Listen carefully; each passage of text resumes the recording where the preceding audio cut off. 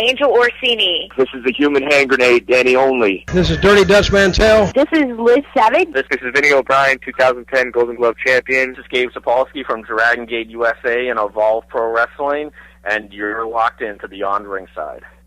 10, 9, 8, 7, 6, 5, 4, 3, 2, 1, liftoff.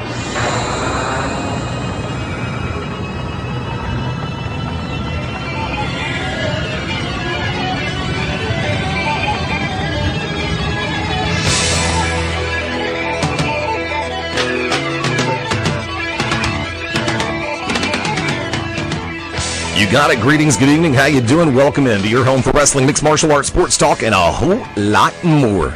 Welcome to Beyond Ringside, live from the Full Range Entertainment Studios in beautiful Birmingham, USA. A little bit wet, a little bit cloudy, a little bit overcast.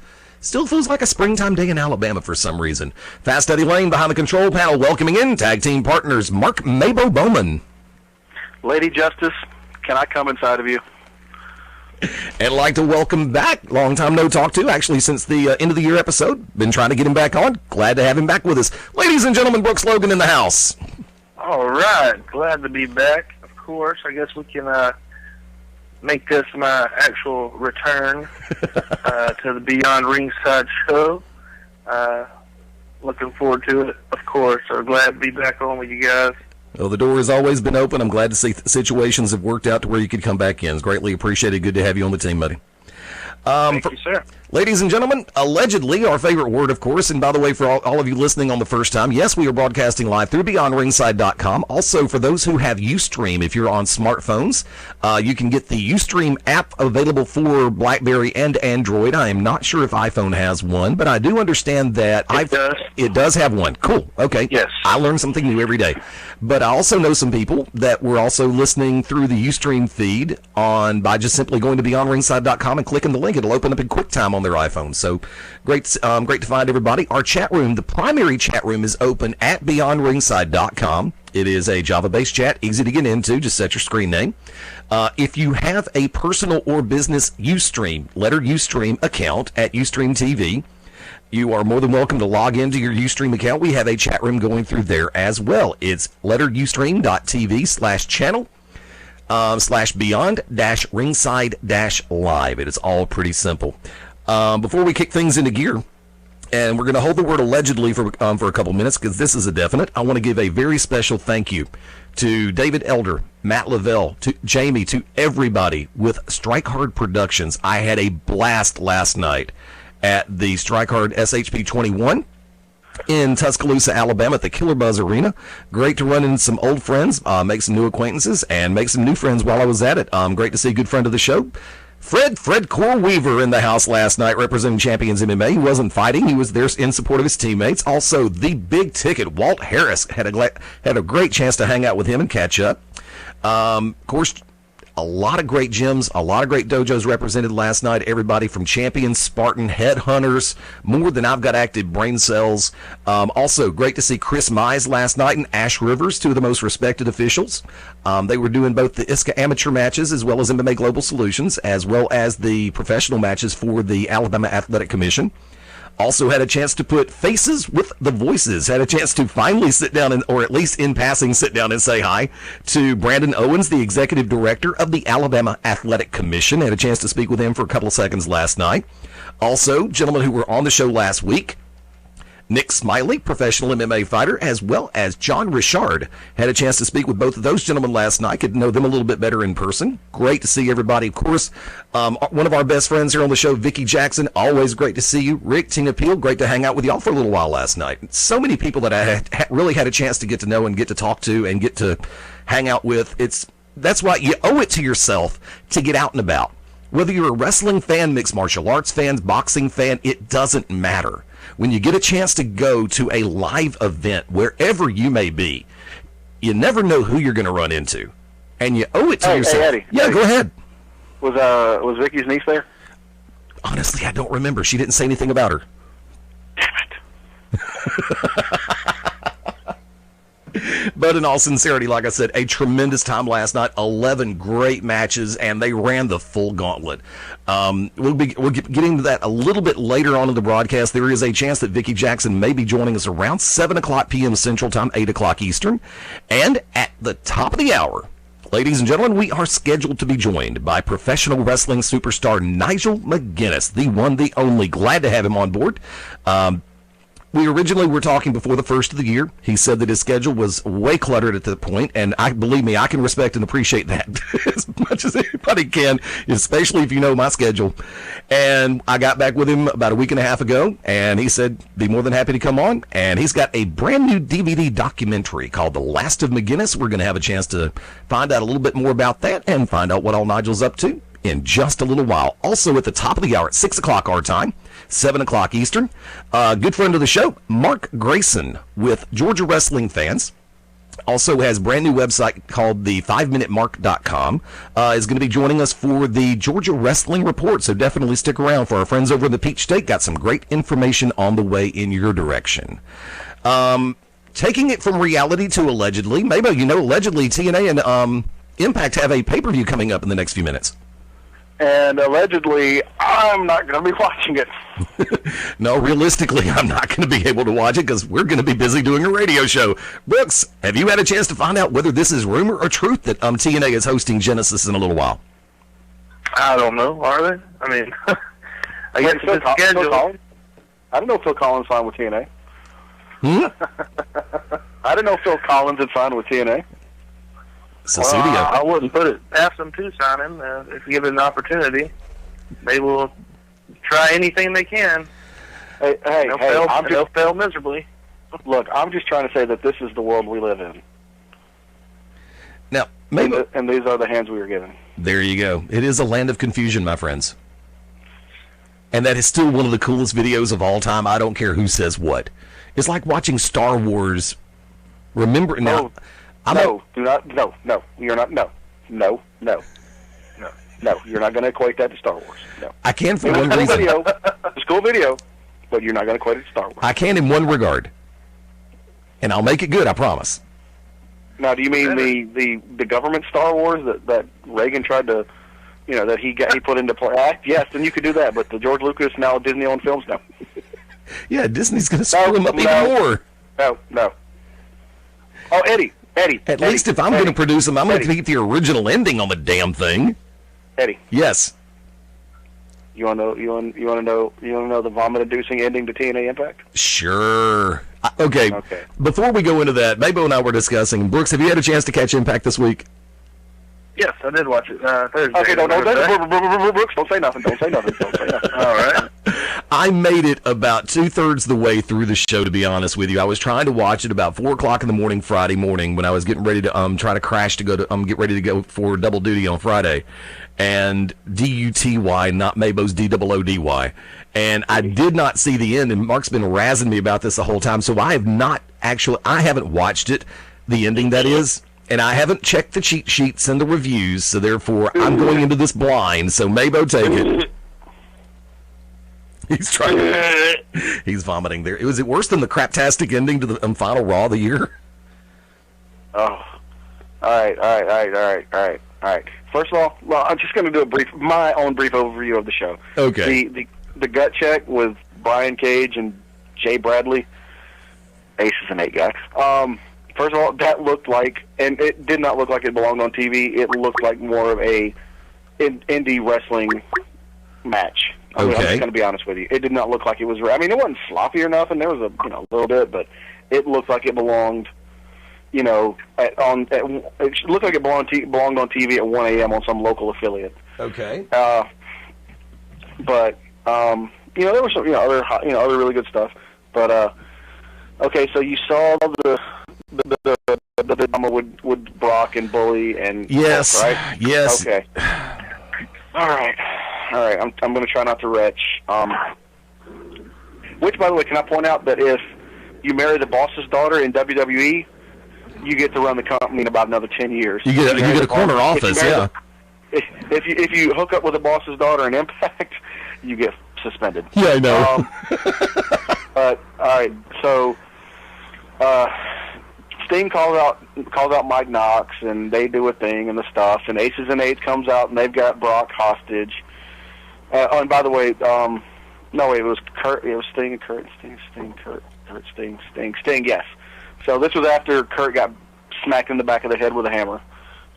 So Aces and Eights come out, and they got Brock hostage, and Bully comes down and makes the save, and they're in the ring, and Hulk's in the ring, and Sting's in the ring, and there's the King of the Ring. All right, Eddie, this is the part one. I need you to take a sip of your beverage and try to clear your throat and settle your stomach. I'm good to go. Let's do it. Bully gets down on one knee and proposes to Brooke. You're crap. Oh, please. Brooks, you want to take this? No, you covered it word for word, exactly what happened. He got down, proposed marriage to Brooke. She said yes, didn't she? Here's what I found kind of... Go ahead, Brooks. Well, I was just going to say, of course, as in the world of wrestling, they would like to get married in the ring next week. Yeah, immediately. Not let's plan out anything. It was like an immediate shot. No planning. No planning. No wedding coordinator. Are they trying to run an outlaw show or something? What? They're trying to run an outlaw show as a nationally televised product. Hey, we're going to get married. They're not trying. They're doing a good job of that. Yeah, they're doing a pretty good job. But here's the thing. First of all, I thought when you proposed to someone, you had to wait for them to say yes before you put the ring on their finger. Right. That's what I was saying. I did. Yes or not? Yeah, he put it on there, but she said yes afterwards. But yeah. I found that weird too. He went ahead and slid it on. Yeah, but I mean, I will say this: at least, I mean, Bully didn't go all mushy or whatever. He didn't go like lovey mushy. He still kind of kept the facade of the badass. Yo, hooker, let's get married.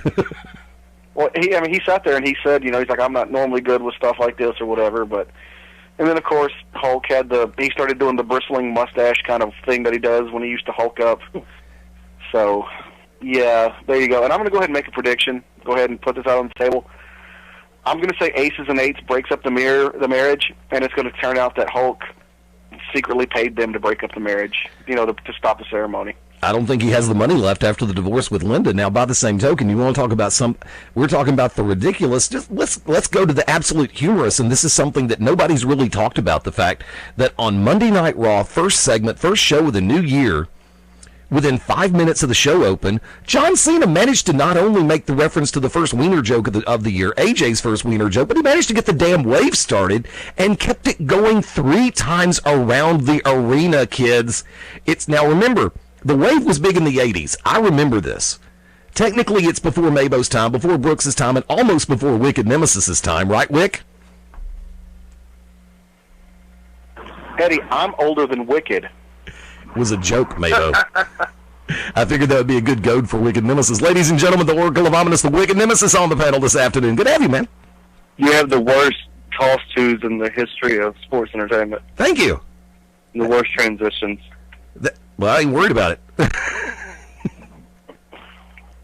I don't have to worry about it. It's kind of like the comments you made back in the locker room, but we're not going to discuss that. I just have too much fun thinking about that one. That was just funny as hell. Now, how did we manage to get so many in the first full week of the nationally televised programs?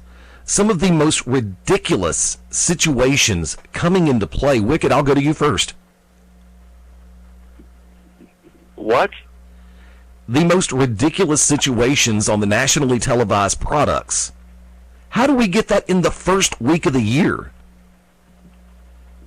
Because it's the same crap they did the end of last year and the year before that, the year before that. Wrestling's not going to change. As many people bitch about it and everything, it's never going to change. Never, ever, ever. And the terminology won't change either. Mabo, your thoughts. From the ridiculous to the sublime. What do you mean ridiculous? I mean, other than the whole Hogan Bully Ray thing, I mean, what else is ridiculous? I mean, it's pretty much par for the course. It's kind of like what Wicked said. I mean, nothing changes, dude. I mean, it's not now. Ridiculous would be bringing back the gobbledygooker and putting a title on him. That would just be ridiculous. Manitar. Hey! You leave Mantar alone. All right, him and Matt Denton. All right, I will be the personal ball boy. Okay, but besides the point, you can't really say anything's ridiculous. Big E Langston's haircut, that's ridiculous. But, The Rock thinking that he can come out there and do his tired old shtick and CM Punk shutting him down, that's not ridiculous. That was awesome. Now, the shtick in my humble opinion, for as obvious as it was that something was going to happen, because Dwayne is worse on the setups than I am, and that's a truth. Obviously, he needs his stuff written more than I do, and I don't really write stuff, which is very incredibly frickin' obvious. Go from there when Sandow's or when the Rhodes Scholars music hits, and they come sauntering down to ringside. It's like, didn't I just have a flashback of Sandow or Heath Slater in the Legends, but now it's Cody and Damian who have their opportunity to do the tag team division against Triple H? Rock destroying the number one contenders for the tag team titles inside of 1 minute with basically 1.5 moves. Okay. But other than that, personally, I thought the segment was actually nicely done. I really don't have a qualm with the content of the segment. The execution, however, was leaving a little bit to be desired. Brooks, your thoughts? I haven't got to see Raw for this week, so I don't know exactly what all I missed. But to your question, why would it? We're not. Wrestling is, even though the year may change, we may have a new year. Nothing. It's just like any other week for wrestling. They're gonna pick up right where they left off at the end of the year. For them to do ridiculous, outlandish stuff like TNA doing the marriage proposal and stuff like that. That's what they've done for the past 5 or 6 years. So no New Year's resolutions for them to make things better. So they just pick up right where they left off. But as far as what happened on Raw, I unfortunately haven't got a chance to see it for this week. So I hate I missed it. I heard CM Punk went off pretty good. So. Mabo, your consideration, your thoughts. Well, actually, Brooks, what Eddie's referring to with Sandow and Rhodes was from SmackDown. You're right. I apologize. Yeah, that's why I said Punk and Rock off on Raw. Now, unfortunately, I'd forgotten that Rock was going to be on SmackDown, so I just did the usual delete of SmackDown.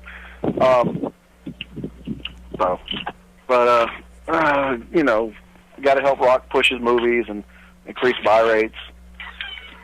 So let's be honest. That's why when they announced that The Rock was going to be at SmackDown, they went from having a couple, 100 to 1,000 tickets left or whatever I've heard everything from a near sellout to a sellout because he was announced to be there officially. So I don't know.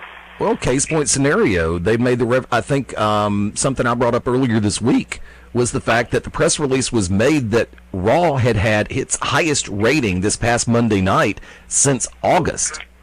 And is it desperate times call for desperate measures? Is that why the entire Rock scenario just seems like, even though there was minor internet buildup, Wicked, are they in a situation where they really have to pull the trigger on things that soon and that sudden in order to try to get some kind of shock factor? I'll say no.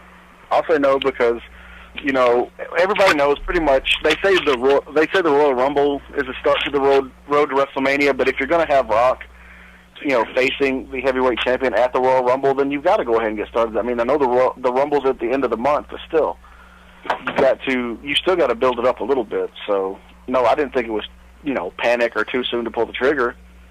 They did what they do every year about this time when it's if it's going to be a big deal. So they did what they did. That's how it was. Okay. Wicked Nemesis, your thoughts? Pulling the trigger? No, they did what they needed to do. Royal Rumble's going to have their buy rates regardless. But that was just one of those things, same thing we talked about Wednesday night on the To Be Determined show. It's one of those things, where if people were on the fence about getting the pay-per-view, then I'm sure they're getting the pay-per-view. But there were those that were going to get the pay-per-view regardless, and there's those that will not get the pay-per-view regardless. Okay. Come on. We all really want to see Punk beat the crap out of Rock. Come on now. Agreed. Even Chase wants that. We can get him on the we can get him later and find out. Brooks, go ahead and pitch in. Well, I don't think they're pulling the trigger. I think, like what we talked about last time I was on at the end of the year, is that they have to start at some point, start building up the storyline and the reasons for why The Rock's going to be there, the same that they're going to have to do with The Undertaker.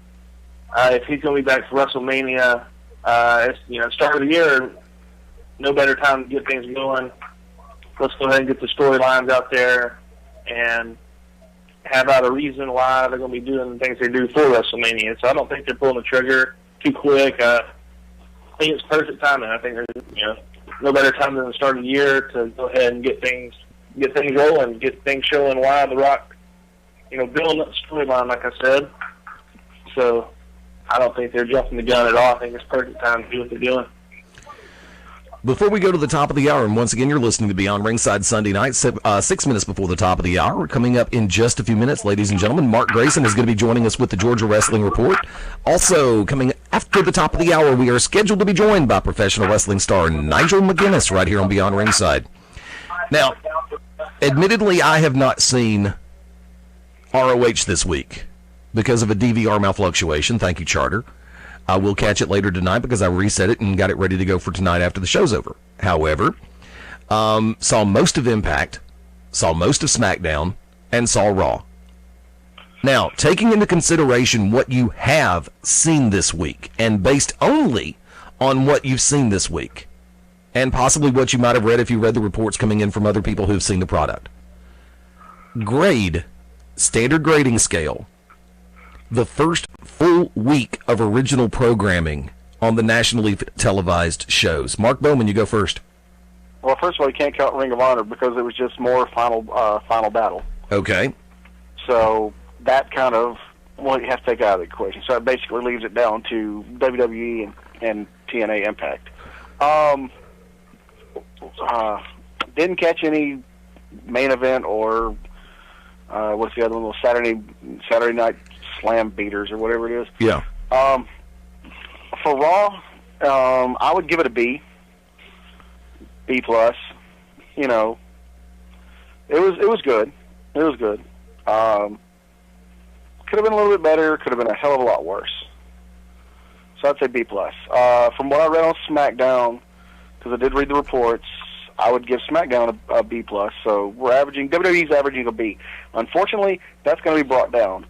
Impact, with the little mini indie show called Gut Check, that style of match is not going to mesh well on national television. The Bully Ray marriage proposal, garbage. Like I said, there were some great other spots I saw on TNA. So B plus WWE product. You factor in what TNA did.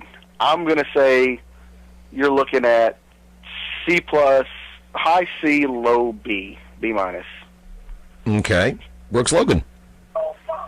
Well, like I said, I only got to catch Impact C at the most. For giving out grades at a C, it's such a stale product in my opinion that even and the marriage proposal, even though it's been done other places countless times, I guess it was okay to see something like that thrown in as a little something different, just throwing something different in for them anyway. But as far as all of it goes, a C plus maybe. It's stale to me. And but I didn't get to see Raw, I didn't get to see SmackDown. I know in my return debut to the show, I'm very unprepared, so I apologize for that. I haven't got to sit down and watch any WWE products for this week, so I apologize for being ill-prepared. It's okay, dude. Wicked Nemesis, come on in. Well, I have to be kind of tough on the guys, so for anybody that's ever been a part of public schools, they'll know that there is something, that every once in a while you'll see, and it's called INC, incomplete. And that's exactly what we have, an incomplete, because until I get on the national stage, they're going to get an F. I mean, what do you expect? Perspective play. Everything old is still old. It's not new again. I've said this before on many different occasions. Professional wrestling has long been one of the most green-friendly entities in creation. We recycle. Sometimes it's done well. Other times it is not done well. I was actually prepared to give Impact what I saw of it a B+. I do agree. Now, here's the thing. The gut check match, gut check versus gut check, the two, not going against somebody who has that national television opportunity. And Eddie, I don't mean to cut you off on that, but that I agree with that. I had no problem with that part, that aspect of it. Because you have to think, if you're giving somebody a chance to work somebody who's been on the product for a while, they know what they're looking for. And you have that person to help you through the match and help you get everything in place. However, if you're going indie, they're probably being given a time limit to work, and they're going to try to squeeze in as many offensive sets as possible in that time limit, regardless. So where you want to hold it against Impact for doing that, you can't hold it against Impact for doing that unless you just really damn well want to. And coming back with the situation with Rock, I was happy with the thing on SmackDown. I thought the SmackDown was actually more entertaining than the Monday night bit was, but the Monday night bit was more substantive. It had more pertinence, more overall bearing. And so you have to take everything into consideration. Raw got off to a decent start. They were, Cena doing a little bit more stand-up comedy, trying to get the crowd into the ball game, which I think the consensus still agrees that Cena is on track once again to be probably the best superstar WWE's ever had. Because like him, love him, hate him, he can get a crowd involved. The word polarizing has been used ad nauseum. I'm going to go ahead and stick with my original assessment. I'm going to give the week that was, from what I was able to see, a solid B. Now, I'll go back and watch what I missed, and I'll probably drop it to a C. But that's just me. I get a chance. We all have the opportunity to revise our grading scales, and no, we don't do it on a curve. Folks, we're headed for the top of the hour break at this point. Like I said, debuting a brand new segment here on Beyond Ringside during this break. Mark Grayson comes to us at the 5-minute mark with the Georgia Wrestling Report. And when we come back on Beyond Ringside, we are scheduled to be joined by professional wrestling star Nigel McGuinness right here. Welcome to the Georgia Wrestling Report. I'm Mark Grayson from GeorgiaWrestlingFans.com. Each week I'll bring you 5 minutes of news and views from the independent professional wrestling scene in the great state of Georgia, along with a healthy dose of shameless self-promotion. First off, I'd like to thank Fast Eddie Lane and all the folks at Beyond Ringside for allowing me to put this together and sharing it on their broadcast.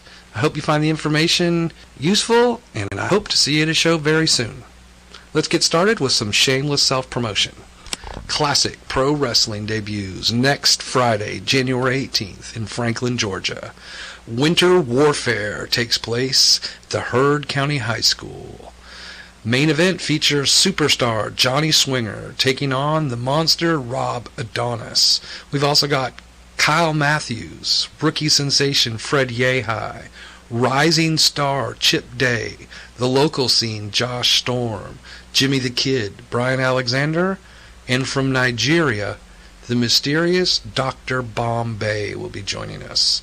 $5 advance tickets are now on sale. Get your tickets from the Heard County Middle School Athletic Department and the Heard County High School Athletic Department. Help us help them by purchasing your tickets in advance. Proceeds from each advance ticket sale stay with the school and help fund their athletic programs. We'll be back in Franklin on February 1st with Snow Fury featuring Robert Gibson from the Rock and Roll Express and the Gym Class Heroes. Also, if you're in the Rome, Georgia area next Saturday, January 19th, join me for Georgia All-Star Wrestling at the VFW. We've got a great card lined up featuring a main event heavyweight championship match featuring Butcher Bobby Hayes going for the gold. taking on the champion, Waylon Rhodes. Kyle Matthews will also be there, along with Simon Sermon, Lamar Phillips, Mike Cannon, Kevin Blue, Chris Gans, Chris Lightning, Wild Child, Joey Kidman, and so much more. Tickets start at $6. You can find Georgia All-Star Wrestling on Facebook. Also, February 16th, it's the Nightmare to Remember 3, celebration of the life and times of Nightmare Ted Allen. It's our 3rd year doing this, and it just keeps getting better. This year, Bullet Bob Armstrong will be joining us to accept a Lifetime Achievement Award from Ron Simmons. Tickets are on sale now. Check out the LN Promotions website or look for LN Promotions on Facebook. Also, in Villa Rica on March 16th, I'll be there with Universal Independent Wrestling as they put together their biggest show in history, featuring Diamond Dallas Page and Jake the Snake Roberts. That's right, folks. You heard it here. They'll be joining us. You've seen it on YouTube. Join us in person to see Jake the Snake Roberts' Redemption Tour. Tickets will be going on sale soon. Be sure to check out Universal Independent Wrestling on Facebook. You don't want to miss it. Also, January 27th, I'll be in Blue Ridge, Georgia with Deep Southern Championship Wrestling for a super show featuring the Rock and Roll Express, Gunner from TNA, Jimmy Rave, Kyle Matthews, and Big Wood the Lumberjacks' final match in Blue Ridge. That's right, folks. Big Wood's hanging up the boots. And also, if you're in the Porterdale, Georgia area, Platinum Championship Wrestling returns next Saturday the 19th. The Demigod Mason takes on the Revelation Shane Marks in a match that's been 3 years in the making. Don't miss it. Rampage Pro Wrestling returns to Johnny G's and Warner Robins on January 20th for another big TV taping. Also, Anarchy Wrestling returns to Cornelia, Georgia, January 26th. I'm sure they'll have a big card lined up. Lots of great talent in that promotion. Folks, I'm about to hit the 5-minute mark, which lets me know that it's time to remind you about my new website, the5minutemark.com. Check it out and you can keep up with everything that I talked about on this podcast. Take care. Engine. Check. Thrusters. Check. Fuel.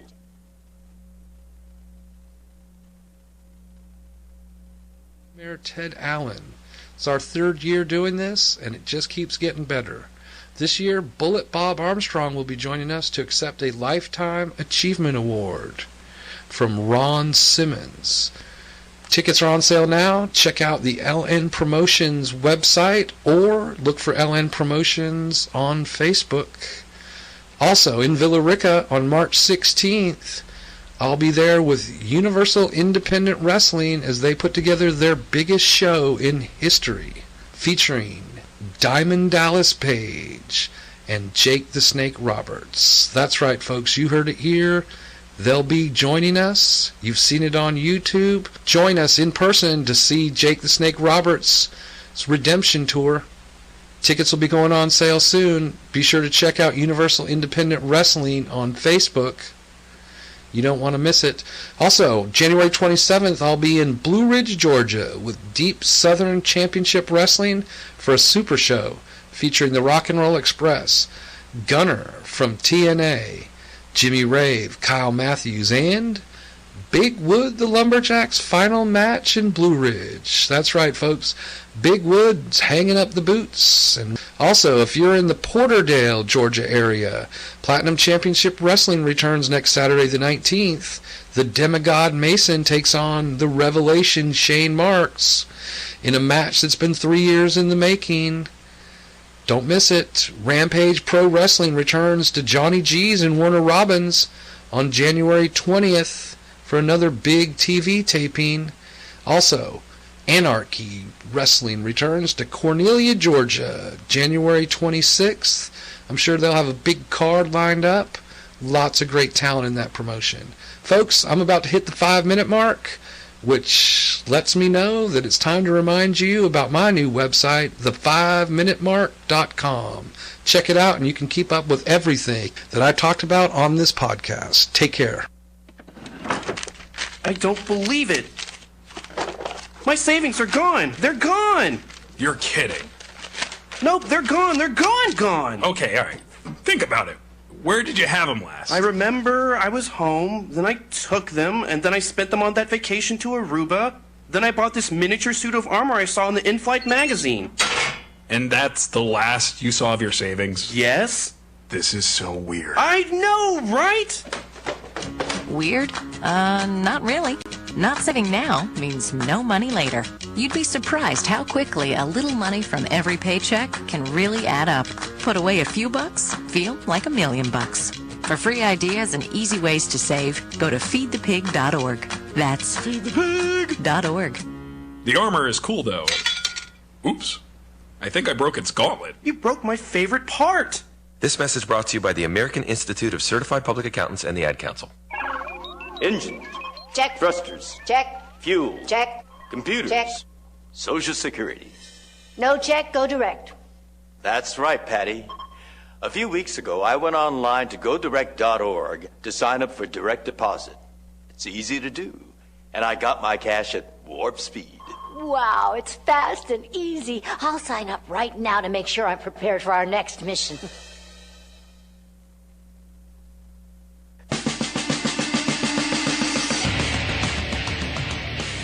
Welcome to the original rock and wrestling radio show. Welcome to Beyond Ringside, your source for wrestling, MMA, and boxing in the Southeast. To contact the Ringside Roundtable of Beyond Ringside, email them at beyondringside@gmail.com. And now, your host for Beyond Ringside, the man, no myth, all legend, Fast Eddie Lane. And we are live on a Sunday night. Welcome to your home for wrestling, mixed martial arts, sports talk, and a whole lot more. You got it. This is Beyond Ringside. Mike Macaroni, thank you for the introduction. Let's take it around the table. Ladies and gentlemen, Mark Mabo Bowman, come on in. This show's like a hot chick with 240 ounces and no condoms. Cool as hell. Brooks Logan, come on in. Mabo's cool as hell. Wicked Nemesis, come on in. Ladies and gentlemen, it's about that time. I'm just saying. And ladies and gentlemen, we have a very special guest on the line with us right now, internationally known professional wrestling superstar, the one, the only, Mr. Nigel McGuinness. Mr. McGuinness, great to have you on Beyond Ringside tonight, sir. How you doing, boys? Why do I feel like I'm at a comic book convention? That's actually one of the nicest things we've been called. Thank you. I appreciate that. I would normally say the insane asylum is in business. However, we're going to put that theory on hold. First off, one thing I want to tackle right off the bat, if I may. Avid fan of Ring of Honor. Avid fan of yours for a long time. Genuinely appreciate the body of work that you've laid out there. And when they had the episode recently where they had named you as the matchmaker for ROH, tremendous, love it. You've been doing a hell of. I really appreciate you on color commentary, but I also appreciate you moving into the front office position. And I see different aspects of ROH. And one of the things that's been discussed in just about every forum is, and one of the sound bites that we played on that particular week was bringing the honor back to Ring of Honor. Can you give a little bit more in depth from your perspective about that soundbite? Just when I started out, when the company started out, it was based on some very accessible tenets. A winner and a loser, clear winner and loser in every match. You shake hands before the match, you shake hands after the match. And it was about the best athletic competition, bell to bell. Some of us kind of felt that because of certain people in the company, it was kind of getting away from that, both in storyline and otherwise. So we just kind of felt like we needed to get back to grassroots, get back to what made the company what it was in the first place, And those are the two things that sort of stand out, and that's what we try to get back to. Paul Heyman was famous for obviously emphasising, the positives and hiding the weaknesses, and I always felt like that's what we should do at Ring of Honor, and we can put the best bell-to-bell product out there. We have some great wrestlers, and that's what we really need to focus on. Mark Bowman, come on in. Now, obviously, for those who don't know, and if you don't, then shame on you. Before you were an active wrestler in Ring of Honor. Tremendous talent. Everybody loved you. You held, if I'm not mistaken, longest running heavyweight champion and pure champion. But how were you received by the fans when you came back in the non-wrestling role? Like a hero's welcome, really. You know, I was sort of blown away by the sort of rousing ovation I got when I came out there in Chicago. So it was really good, and it really did feel like a homecoming, and I was very happy with it, and still I'm very happy to be with the company. Brooks Logan. Yeah, Nigel, I want to thank you first of all for joining us this evening. I know that you had to leave the ring as an active wrestler due to health problems, injuries, and health issues and whatnot. How much do you miss the actual in-ring aspect of it? How much do you miss actually getting in the ring and wrestling? Yeah, well, not a huge deal. I kind of feel outside of WWE, I did pretty much everything I could do in wrestling, or anything that I wanted to do in wrestling, so I'm pretty okay with that aspect of it. When I watch WWE sometimes and I see some of my peers wrestling there, I feel that sort of twinge, but I never really got to experience that. But overall, I'm okay with it, you know. I mean, every now and again when I'm watching a great match in Ring of Honor, I do sort of go, oh man, I remember being out there, and you know, I used to love the the artistic endeavour of going out there and getting that sort of reaction from a crowd. But overall, I'm very happy to be where I am in my life. Wicked Nemesis, come on in. Nigel, why did you want to become a professional wrestler from the get-go, from the very beginning? Always a fan ever since I was like 12, 13 years old. Always a fan. It's, you know, just have those weird sort of epiphanies, those moments that, for whatever reason, convince you that that's going to be your direction in life. You know, whether it was Robbie Brookside doing a documentary when I was 14 years old, or sitting in Wembley Stadium watching SummerSlam '92. Or getting meningitis when I was 18 and deciding that life's short and you've really got to make the most of it. Just childhood dream. If I could, I've got a two-parter. When we look back at different parts of what we've done and throughout the body of work, there's always two in particular that pop into my head. Number one, the match you wish you could have back and why. And number two, when you're in a program, when you're working a storyline, when you're in a match with somebody, or you're getting ready for a match, and you hear that name, and you automatically go, this is going to be a good night. I'm going to have some fun with this. For you, what are those two different moments? I don't have a match I could have back, which is funny because I think, a lot of people would think that in retrospect, I'd probably do things differently. And I would do, but not in terms of the actual wrestling. I just approach trying to be successful a little bit differently. But as far as the individual matches, not so much, I mean, yes, I probably could have taken care of myself physically a little bit better. But, it's not ballet. Everybody gets hurt at the end of the day. But Kurt Angle was obviously the person that really stands out to me, that no matter where we were, even our very first match, I just knew it was going to be easy, and it was going to be a great match, and it was going to be one of the blessings of my career as a professional wrestler. Before I go back around, there's one that I'd really like to ask. One of the things, and I've spoken to a couple of different people, Caprice Coleman and Cedric Alexander, actually Caprice, good friend of ours here on the show. One of the things that he has made the reference to is the camaraderie at ROH. The fact that everybody finds that common ground and it's really genuine there. Can you elaborate on that?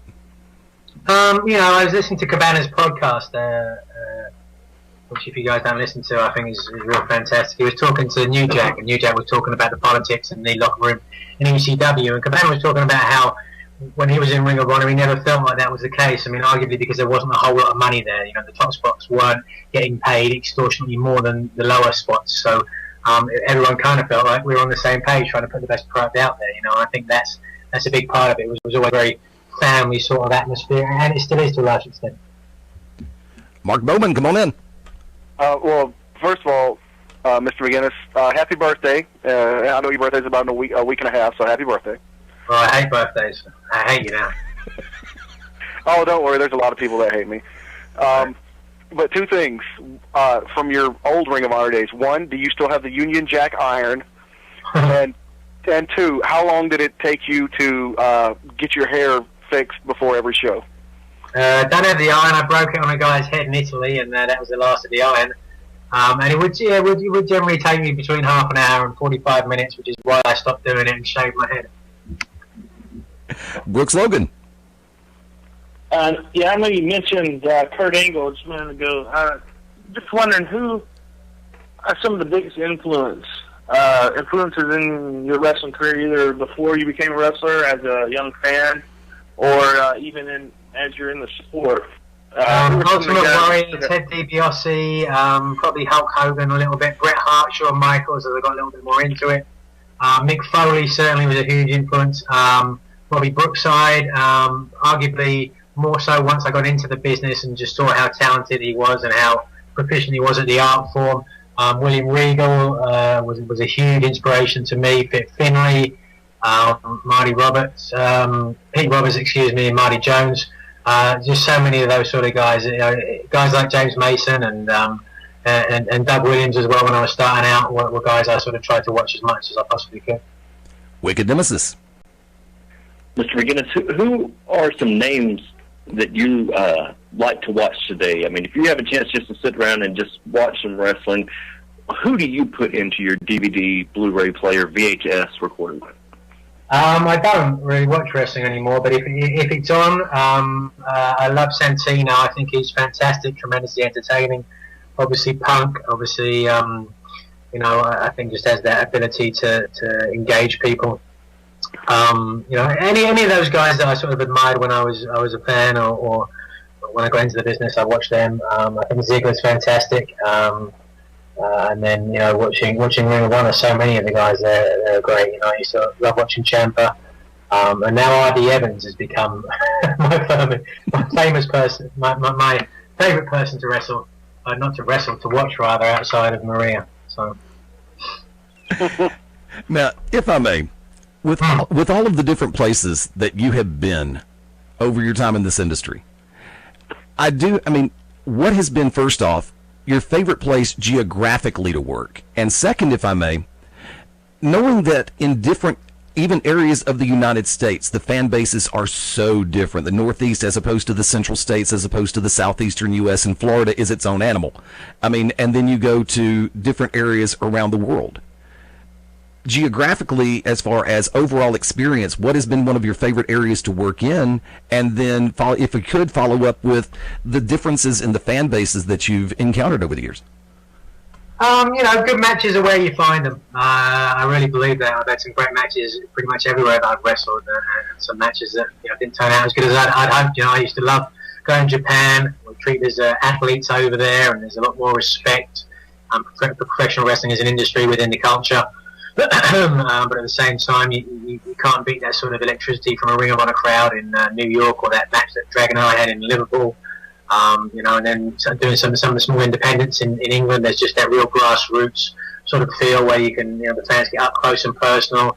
WXW is another fantastic place in Germany. ICW in Italy, the chance for me to go to a different country like Italy and experience down somebody else's dime was a wonderful experience. They're still a great company, and there's a lot of great places out there still. Now, coming into current right now, you have a brand new DVD that is out. It is a full documentary. Some would say the autobiography. And as opposed to a book, you went video format. Love the idea, love the concept, and I've got mine on the way. So, folks, if you haven't had a chance, we're going to talk about that just a little bit. The Last of McGinnis, now available on DVD.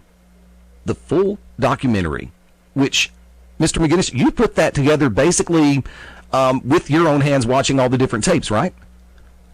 It's not really a documentary of my wrestling career in a sense. It's really a documentary of my retirement tour from wrestling, sort of emotional journey I went on to come to terms with the end of my career.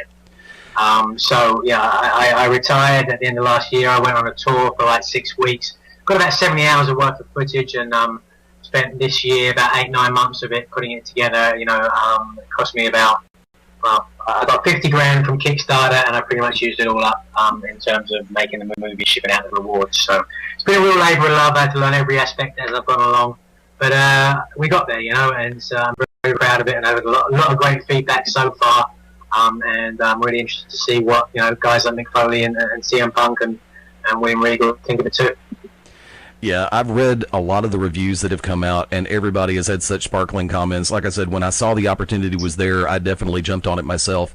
And right off the top of my head, two questions. Your favorite moment as far as the process of putting it all together, as well as, per se, the most bittersweet moment of putting it all together would be what?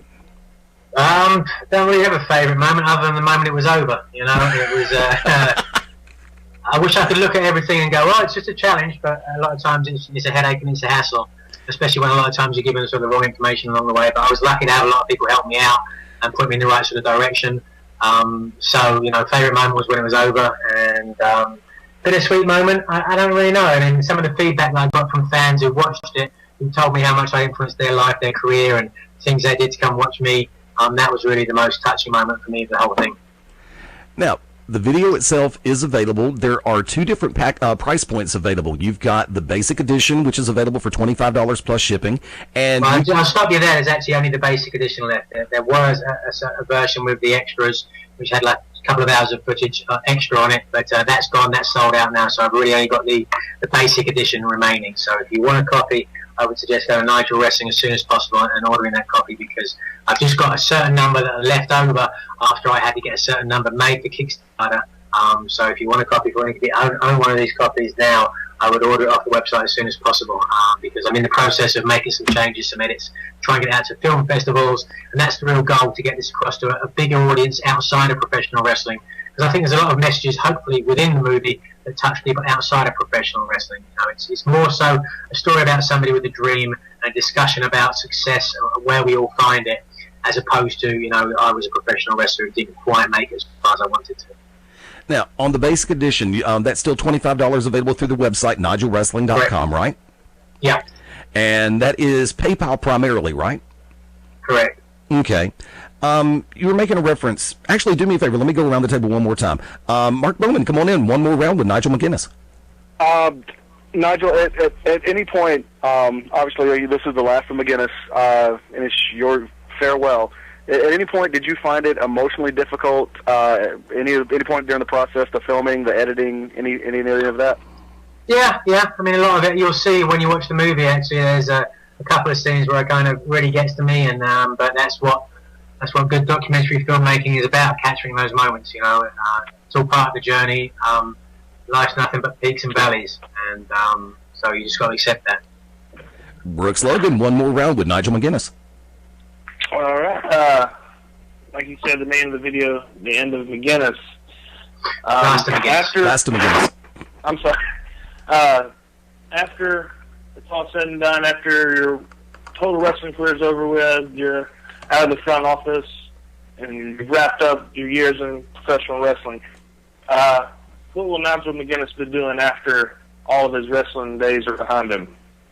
Well, I'm not really 100% sure. I'm hoping this documentary will open up some doors within the film industry, maybe to work on another documentary or something else within, you know, I've had to learn so many different aspects of filmmaking just to get to this stage. A year ago, I didn't know how to shoot with a camcorder, you know, and now here I am. I've got, you know, pretty much a very acceptably looking DVD, you know, so I'm pretty happy with that, and I'm hoping that will open up some doors. I'm here in Los Angeles. I'm doing some stand-up comedy. I'm doing some writing as well. You mentioned a book. I'm thinking about working on something else like that.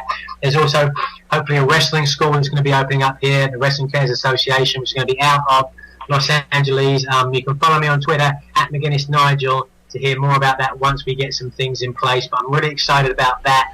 There's also going to be a promotion out here as well. We're going to hopefully get a chance to work with my old trainer, Les Thatcher. That's going to be something else. You know, it's just I've realised from wrestling that I spent a lot of my life with one goal and one goal only, and if you don't get there, it can make life a little bit tough to swallow. So, you know, I'm just letting life happen as it happens, and hoping that I find some happiness somewhere. Wicked Nemesis, one more round. You know, long after we're all gone, there'll still be matches on the internet for buying or whatever. What is the one match that you want everyone to remember about Nigel McGuinness? The one match that totally transcends everything you've done, that you think or you want to stand out for people to be like, that is vintage Nigel McGuinness? I don't know if there is one, to be honest with you. You know, there's things I like about a lot of different matches. I can't pick just one and say that was the epitome of me as a professional wrestler. It was all, you know, stages along that evolution. If it doesn't exist, it won't be on the internet, but for me, the match that I had with Pope in Wembley Arena, one of their stadiums that I went to when I was a kid. Skipped out of school when I was 15 years old to watch William Regal and WCW there, and here I was, a couple of decades later, wrestling there and just having a phenomenal match and a great experience, and 8,000 fans screaming for me, based on everything I'd learned for the previous decade of busting my ass to get to that stage. That was really the highlight for me. It was all downhill from after that. Now, you actually brought up the question that I was going to ask you about, because you made a reference to the stand-up comedy. And some of the most humorous moments in professional wrestling are the ones that we get away with in tongue-in-cheek moments. Whereas when you make the move into doing something as stand-up comedy, both in wrestling and in stand-up, you're laying yourself out there in more dimensions than a lot of people can genuinely understand. Now, moving over to stand-up, have you found that to be easy to make that move, difficult to make the move, working on the timing, working on the delivery, the punchlines? It's a work in progress. I'm a lot further along the comedy than I was at this stage of wrestling, but I think that's because there's a lot of parallels between the two, as you said. Now, upcoming appearances not only with ROH, but on the stand-up, as well as some of the other things you're going to be doing. Where can people find you in the upcoming days? We've got I'm doing my first sort of feature act over in Arizona with Tim Chismar, who's a local producer, comedy headliner out here in Los Angeles. That's going to be beginning of March. We're going to be doing a few more improvs, a few more flappers comedies. But if you follow me at McGuinness Nigel, I'll keep you up to date on there. But I just moving forward, I think I'm going to try and push some of the messages from the documentary as well. Going forward, I'm going to try and do some work with the local charities here, and obviously I have a vested interest in hepatitis treatment. I'm also trying to move forward with Ring of Honor, and work on a workable testing and vaccination protocol for all the boys there as well. So that's going to be a big part of the future. Mr. McGuinness, I want to thank you for taking the time to come on with us, and please accept our invitation, if you will. Upcoming events, if you've got something coming up that you'd like for to pass along, we'll be more than happy to help you do it. Plus, like I said, we'd love to have you come back on somewhere down the road. Sure, no worries, guys. Well, listen, why don't you all once you get the DVD, watch it, let it digest for a little bit, and then we can come back on and we can discuss that at more length. Because I think there's some depth and some messages in that hopefully I'd like to get your feedback on as wrestling fans. You have a deal. We'll definitely hold you to that. Ladies and gentlemen, our very special guest, Mr. Nigel McGuinness, has just gone Beyond Ringside. Hang with us. We'll be back on the Beyond Ringside Radio Network right after this. This is Nigel McGuinness, Ring of Honor superstar, and you are locked in to Beyond Ringside. Stay tuned, wankers.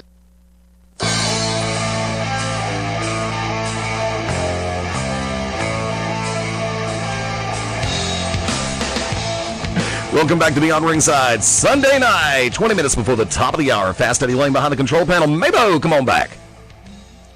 Yeah, does anybody want to build any cribs or swing-a-dings or jump around or anything while we're on the air? Anybody want to do that? Go ahead. Brooks Logan, come on back.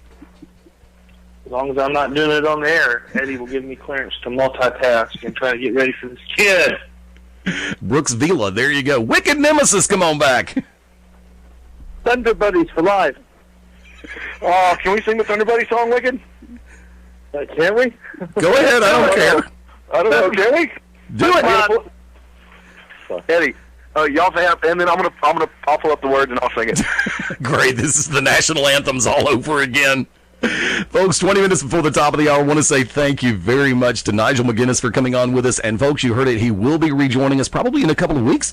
Made the reference, DVD, very much available, The Last of McGuinness. You can get your copy. Now, the expanded edition, or the version with extras, is sold out. The basic edition, definitely take advantage of it while it lasts. There are only a certain number left right now. The website is nigelwrestling.com. You can also keep track of some of his upcoming appearances by checking him out over on Twitter. It's McGuinness Nigel, at McGuinness Nigel over on Twitter. I'm also going to be posting some of it when the podcast of the interview goes up. And like I said, looking forward to getting the DVD in, and that way have a chance to really sit down and soak it in. And he has agreed to come back on after in a couple of weeks, so we're definitely going to hold him up to that. Be sure to keep your eyes and ears open. BeyondRingside.com, the official website for all things happening here on Beyond Ringside. Also, follow us on Twitter at at Beyond Ringside. One word, run it all together. Facebook.com/Beyond Ringside Live is the Facebook fan page. Now, here's the truth. Facebook.com Beyond Ringside is us. There are 5,400 friends plus over on the Facebook friends page. We cannot add anybody else. There are 1,500 plus people waiting to be added to the friends list on the friends page. We can't add anybody else. But we thank you so much, because actually that's 300 new friends requests in the last 2 weeks, and I'm just humbled by that and greatly flattered.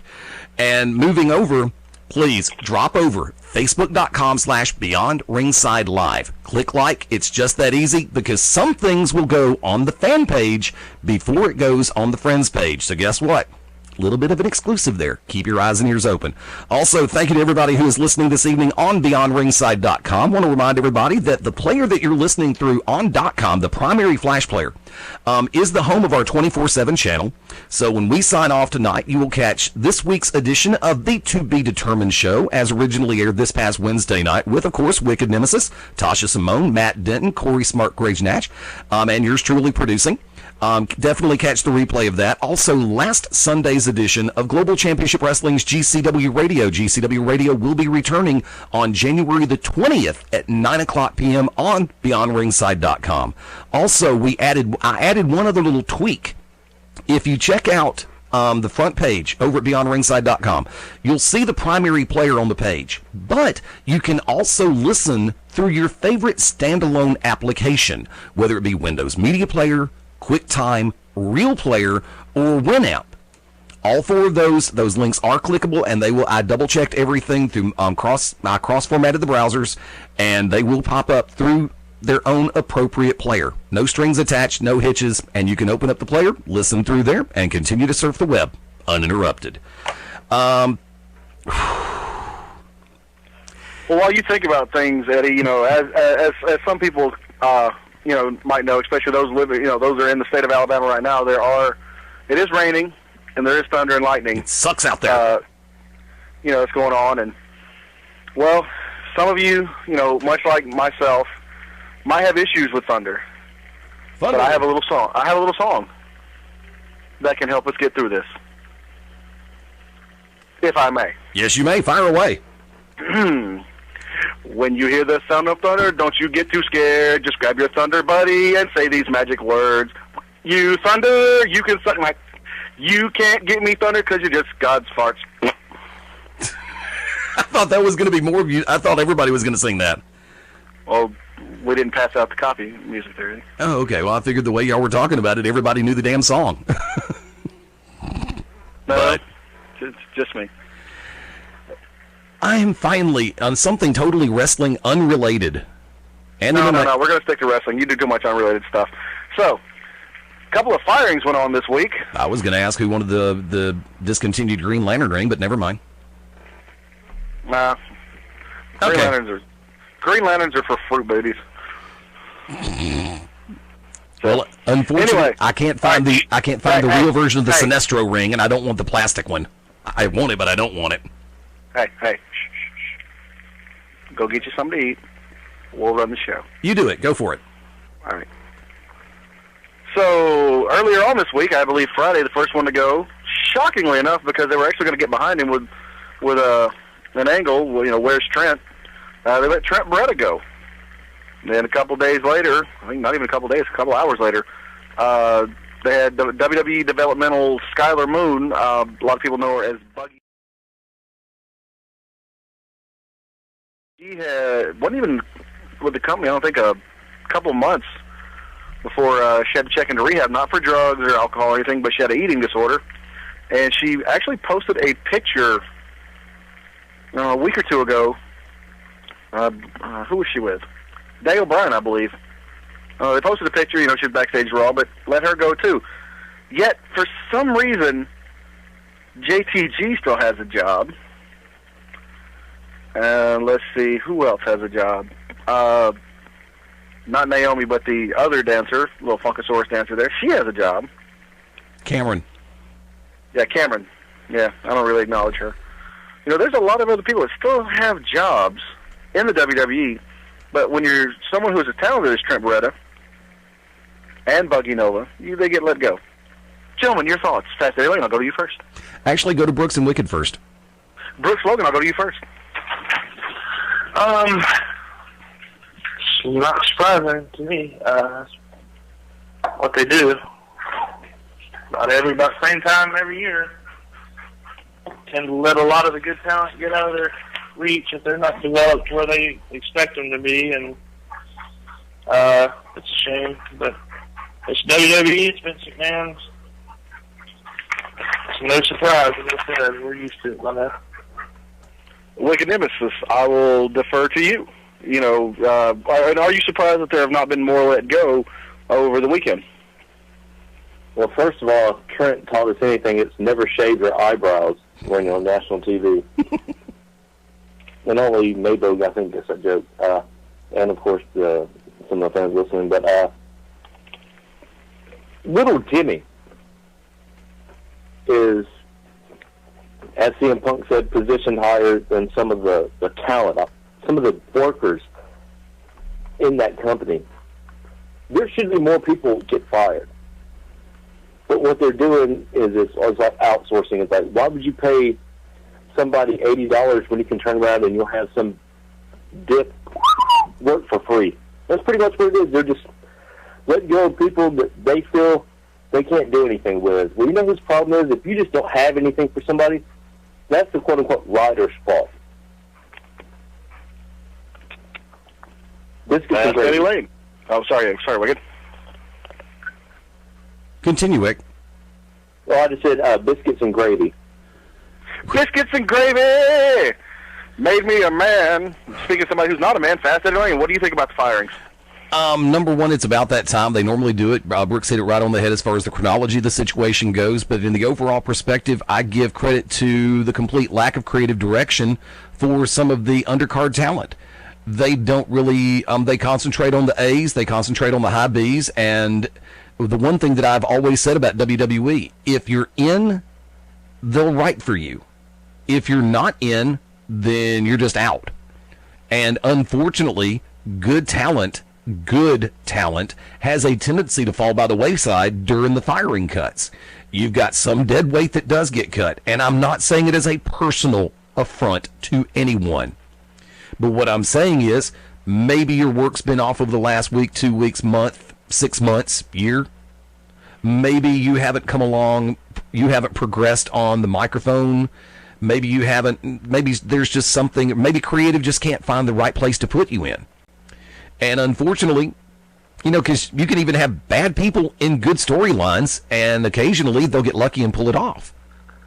But overall scenario in place, I just give to the fact that half the time, WWE's creative committee just does not seem to be able to put together enough storylines to cover the depth that they have since the roster split dissolved.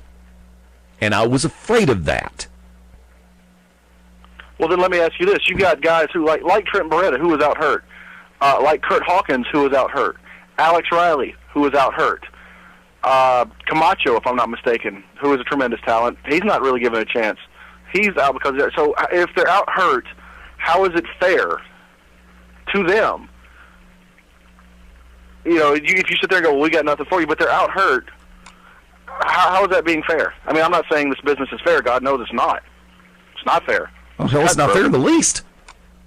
But, I mean, how is it like, if you're not going to give somebody a chance and they're out hurt, then why, and you know you're going to release them, just go ahead and release them when they get hurt. Why did Eric... I mean, well, let's be honest. Do you think they have...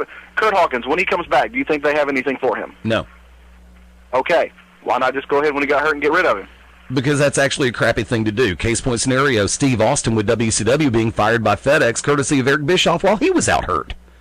Well, is it any more crappier than going through rehab, getting your injury fixed, only to come back to get fired? Well, at least they... I mean, it's really no worse than that. Okay, now this one I will put to all four of you then, and I'm going to go reverse order on this one. What's worse, going through rehab, getting healthy, then getting released?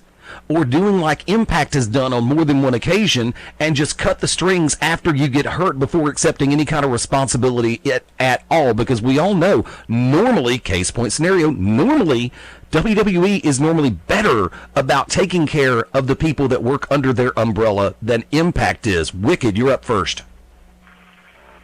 What's worse?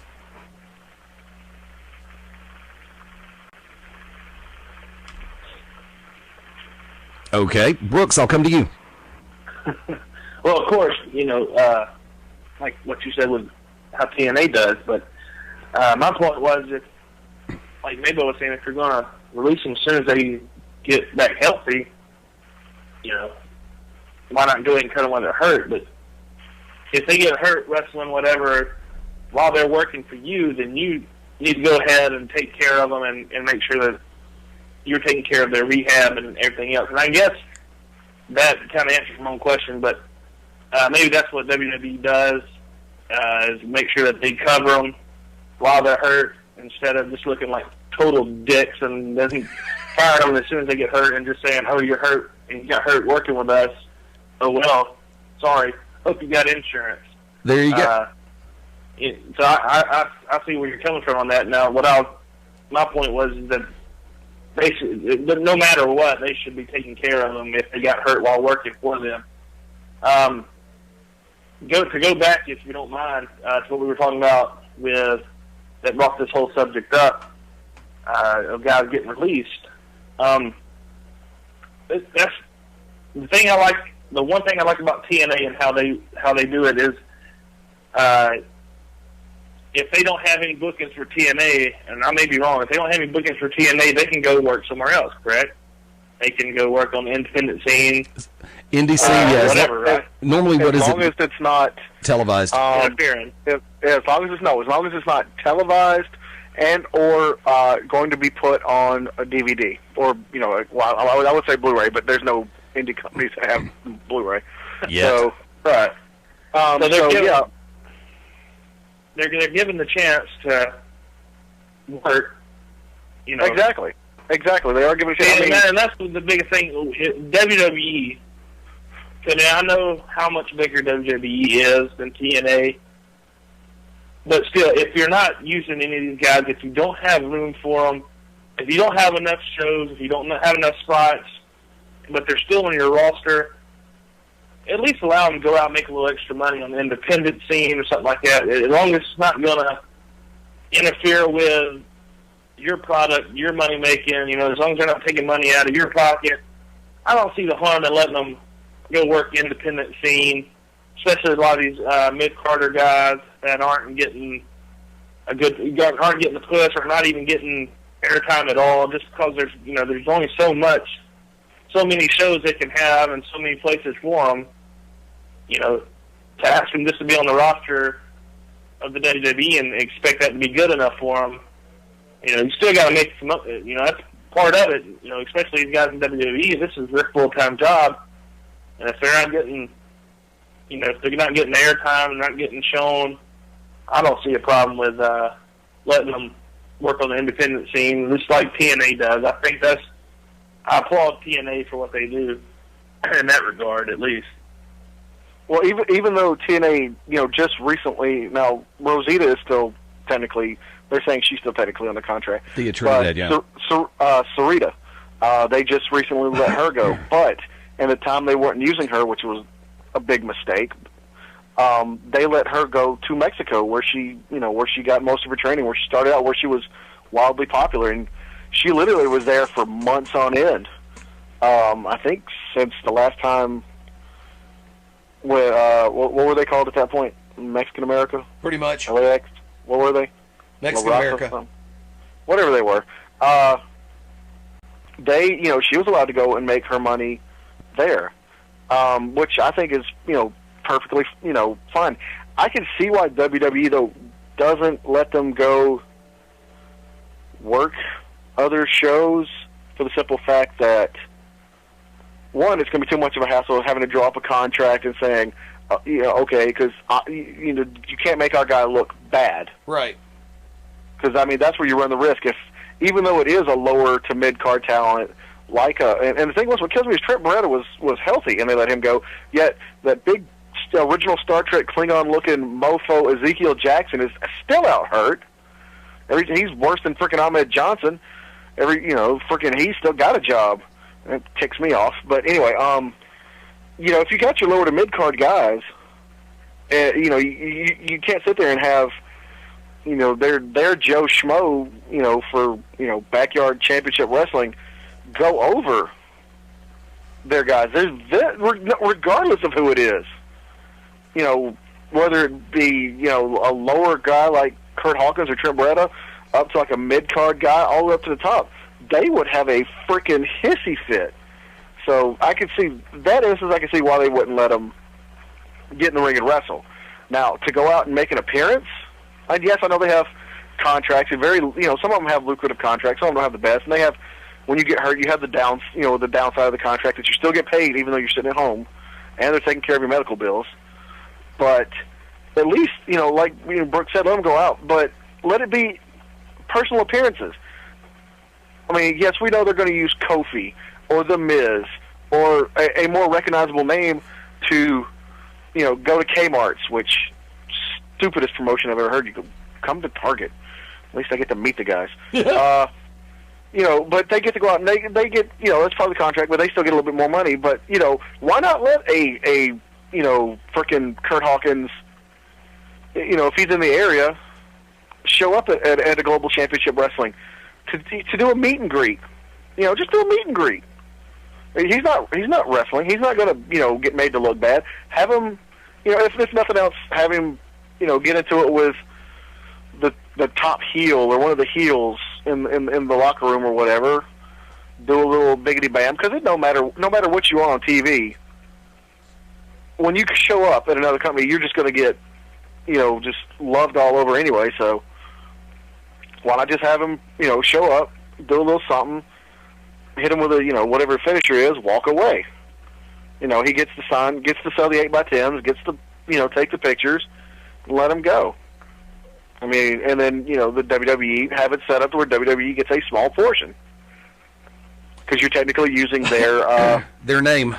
Yeah, their copyright, so... Yeah. See, I can follow up on that. Yeah, Impact is normally good about letting their people go out and do independent shows, but by the same token, most indie promoters won't sign a lot of people through the Impact office due to the fact that if I know, okay, case point scenario, Mabo works for Impact. Mabo's strong B-list card right now. He's on his way up, and he's making a really good impression. Well, hell yeah, what's my gimmick? Brooks, you're a promoter over in Alabama, and you're getting ready to put on a charity event. Well, lo and behold, you get in touch with the TNA front office. Well, you've spoken with you've spoken with Mabo away from the shows, and you've had correspondence with him on Facebook or over on Twitter. It's like, dude, how much would you charge me to come do the show? Well, Mabo's going to charge you maybe $500. Well, from that vantage point, more than that. Okay, but if you go through Impact's front office, and I have people who will testify to this as fact, they'll want you to pay somewhere in the neighborhood of $900. The talent is probably going to get $400 out of that, and the front office gets $500. There is no damage waiver. Yeah, I'm not kidding, because the front office, TNA's front office, will charge an agency fee. And what I was going to say is this really happened. Go ahead. Yeah.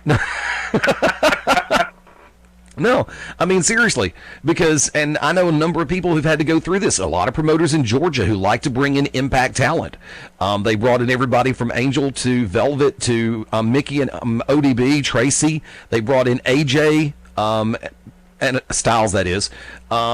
A lot of the characters, a lot of the people on Impact Wrestling, they'd bring them in one at a time or two at a time if they're lucky, because a lot of the time the Impact offices or TNA's office is going to say, well, it'd be easier actually since these two normally ride together. Can you do this and book them? And instead of $900 a piece, we'll let you book both of them for $1,400. Well, it sounds like a great deal, but if you can turn around and get both of them for $1,000 by dealing direct, but if you do that and the Impact or the TNA's front office finds out you're doing that, well, guess what? Lo and behold, that person may be fired anyway by for doing that, because like I said, for a company that does so little, and this is where my ultimate gripe. And by the way, the pay-per-views just started. We didn't do predictions. We'll come back and do that in 2 weeks. Aw, damn, we didn't do predictions. Well, come on. Well, hurry up and we'll do them. Okay. See, for a company that genuinely... don't forget we got the guy coming in 5 minutes, too. Yeah, there you go. Well, he can wait. little more important. There you go. Let's run this thing. Knockout gauntlets match for the number 1 contendership. Gail Kim, ODB, Tess Mocker, Mickey James, Velvet Sky. Mabo. Velvet Sky. Brooks. Mickey James. It'll probably. I'm giving it to Velvet Sky. TV championship. Devon, Joseph Park. Mabo. I'm going to say Devon. Brooks. Yeah, Devon. What happened to Wick? He fell off. Oh. And hopefully. Anyway, that's it. Anyway, Devon, JoJo Parks. The bong pipe wins. Believe it or not, I think I don't laugh when I say this. Joseph Park, X Division title. Yeah. Can I change mine? I'm going to go with him as well. Sorry. Okay. Finals of the X Division tournament. Kenny King, Christian York, Bowman. I'm going to say Kenny King. Logan. Yes, Kenny King. Going with Kenny King on that one. That way they can go ahead and finish screwing Rob Van Dam out of the X Division title. So you're gonna if it's Kenny King versus RVD, winner is Bowman. I'm gonna say RVD. Brooks. Yeah, I'm gonna go with RVD as well. I'm going Kenny King gets the X Division title tonight. Christopher Daniels versus Cowboy James Storm. Winner gets world title match on the January 24th Impact. Mabo. Oh, Daniels. Brooksy. James Storm. I'm going James Storm, and he gets screwed out of the match again. Hold on, Eddie. I got one to add. They just added for tonight. Samoa Joe versus Mr. Anderson. Right. I was about to get there. Okay, I didn't know if you had seen it yet. Yes. Fantasy Lane, Samoa Joe or Mr. Anderson? Samoa Joe. By disqualification because Aces and Eights comes down. Rock Hogan. F that. Mabo, your prediction. Heifer, I'm running this one. Oh, okay. So hush. Brooksy Looksy. Samoa Joe, Mr. Anderson. I'm going to go with exactly what Eddie just said. What did Eddie say? I wasn't paying attention. I said Joe by DQ. Disqualification due to Aces and Eights coming in. I am going to say Samoa Joe as well, but I'm going to say it's going to be a clean victory. I'm going to say Aces and Eights turns their back on Mr. Anderson. Okay, continue. Oh, I just had that one. Tag title. Matt Morgan, Joey Ryan versus Guerrero and Hernandez. Mabo. I'm going to say Morgan and the Oregon take it. Brooks. I'm going to go with the Mexicans. Okay. Hernandez and Guerrero. I'm sure they're gonna love the fact that you just referred to them as the Mexicans. Especially considering the fact that Chavo Guerrero is actually from El Paso, Texas. From that vantage point, I'm going to go ahead and say Morgan and the Oregon get it, and that way we can turn around and put Chavo into the X Division. Doc from Aces and Eights versus Sting. Mabo. I'm going to go Sting. Brooks. Oh, Stink, of course. That was you that says it like that. Okay, thank you. Now you just played that card. Yeah. You just played that card, by the way. Personally, I'm going with Sting as well. What card? Now I know where I've read that in the last week. Triple threat match for the World Heavyweight Championship. Austin Aries, Jeff Hardy, Bobby Roode, Mark Bowman. I'm going with Meth Hardy. Meth Hardy, there you go. Brooks Logan.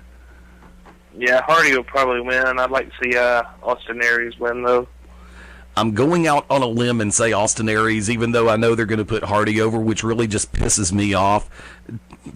I know. Why does it piss you off? Easy. Aries is a better champion. Rude is a better champion. Jeff Hardy is not a freaking world champion. He never has been. He never will be. He is not that echelon. I wish that the freaking television shows would quit forcing him down our throat like that. He's a great U.S. champion. Give him the TV title. Give him the X Division title. He is not a world championship caliber personality. I don't care what anybody says. I don't care how they freaking say it. End of discussion for me. He just ain't it. Never has been, never will be. Great tag team wrestler. Great singles competitor. But he is not that high on the food chain.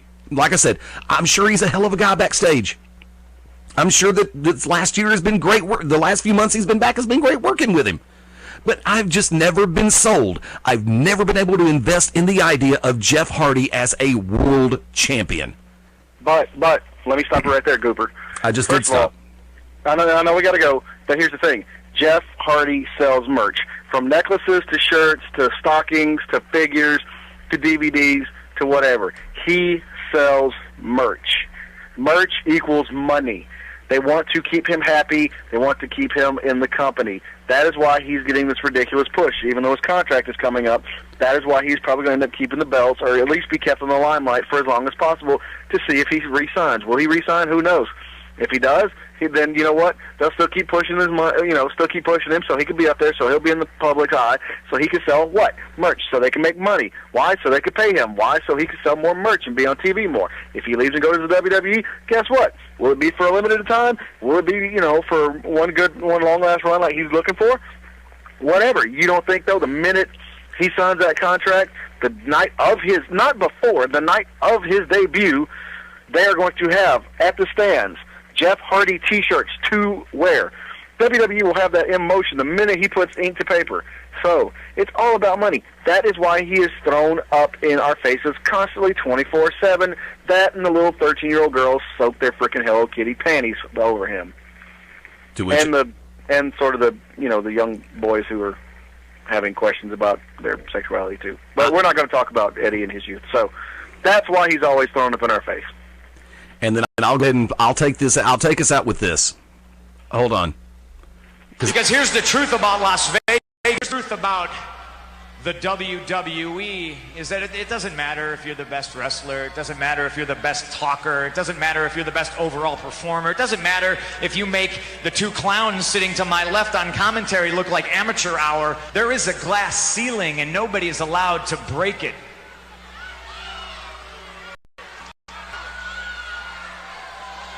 That's the simple story of this place. The more popular you are, the more money you make. The more you people cheer for any given superstar, the more opportunities you're afforded. Why do you think a guy like John Cena, who has admittedly had the worst year of his career, gets title shot after title shot after title shot after title shot? Or why a lethal grappler, why a serious submission specialist like Daniel Bryan puts a smile on his face and saddles himself, belittles himself with catchphrases. Or why a 400-pound monster, Brodus Clay, soils his hands by touching your filthy, ugly little children to get in the ring so he can shuck and jive for you. Or why an invisible child, little Jimmy, is better positioned on the flagship show Monday Night Raw than a workhorse like Tyson Kidd. Look, they're doing it now. You're doing it now. You're falling for everything I say. You're playing into my hands, but this is the way it is, and this is the way you want it, because this is the way you handle it. It's easy, it's saccharine, it's simple to digest, because you people can handle anything complicated. You people can't stomach anything interesting. This is the way it's been since the beginning of time.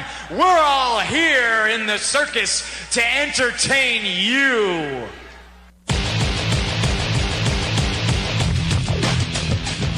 The music plays, the microphones go hot, and we at 15 after the hour. Welcome back to Beyond Ringside. Fast, steady lane behind the control panel. Mark Mabo Bowman, come on back in. I don't know. I was going to say something. I was going to make a ball reference or a testicle reference, and then I was just like, eh. Brooks Logan, come on back in.